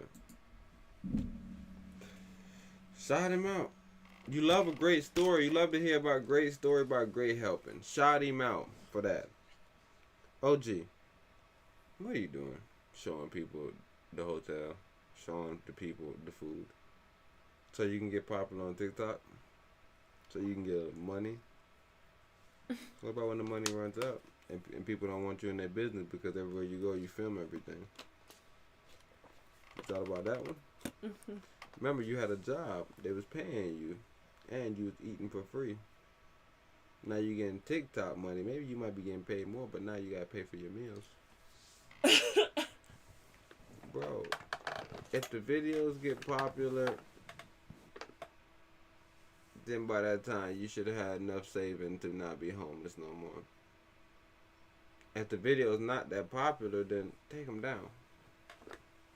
Block your boss. But the same problem you ran into is the problem I knew you was gonna run into. Where I said, yo, don't show people you eating the food, because it's gonna be one or two things. Yo, y'all can't give him no fresh food. Why he taking the food out the trash? Why he taking the leftover food? Sympathizers. Right, so it's gonna be somebody on that angle. It's gonna be somebody else like, yo, this dude is stealing the food from the restaurant, because maybe you as a homeless man, maybe you don't want to like you taking it out of the trash, so maybe you stack it up nice, and then you just put it in your bag. Evil doers. And now they emailing the company saying, yo, it's a person on TikTok doing evil. Every night he's filling his bag up with food. So all these different concepts, I'm like, damn, bro, but he's saying he's okay with it. And then he said he read the fine print. Bro, either you got a lot of time, bro, or you got a lawyer, bro. You didn't read the fine print. You read the fine print and they said, yo. Homeless. What you saying he got to do? Bro, if he that good of a reader that he reading fine print as a homeless man, he could find him another job. He could find him a reading job. That's what you gonna do. But you already told him you can't, because you keep recording everywhere you go. So nobody want him around. But there are some companies that hire you, especially if they just getting started. They looking for some publicity. They looking for somebody filming some stuff. Small business. Yeah, I tell you, it's a white boy I watch, and he cook. He not a white American boy. I think he from Canada. But he cook, and I know he from another country because he make poutine. You know about poutine? When they get the fries and they throw the gravy over the top of it, and they put cheese. I don't know what they put. Why do they call it that? Poutine.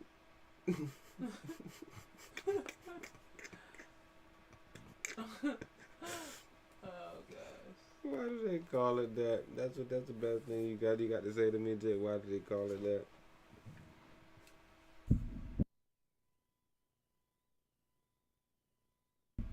But yeah, bro. So that's the poutine, bro. But he was on there and he was saying that at his restaurant they allow him to film because people be in the comments saying like, bro, you need to focus. Stop filming. Just yeah, people be in the comments and telling him to stop focus. I mean, stop filming. He need to focus.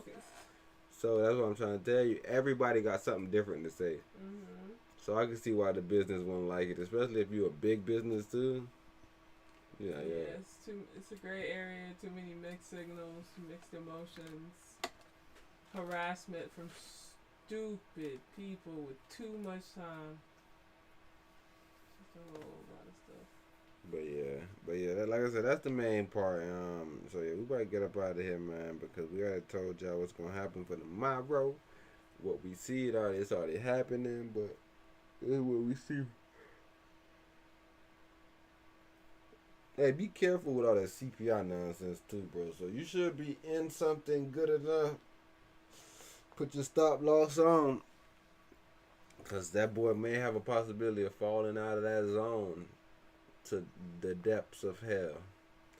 So like I said, just whatever you're doing, set your sets ups. I don't encourage stop loss, but on Wacky Wednesday you should always encourage staying out of stop loss and everything, because you never know where they're gonna shoot up. Maybe they shoot up, shoot down. But if you're in something for a longer term and it's not necessarily affecting you too much, don't put that stop loss on, because they may shoot down and shoot up and knock whatever you got going on out of whatever zone you want. So just make sure you remember whatever setup you got going on. But yeah, Empress, we are out of here.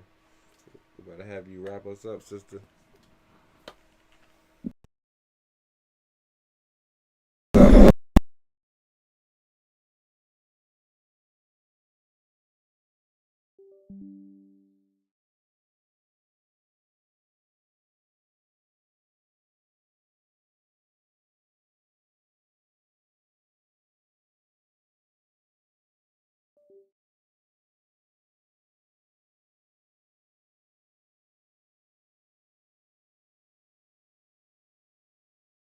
Nothing going on. All right, you back.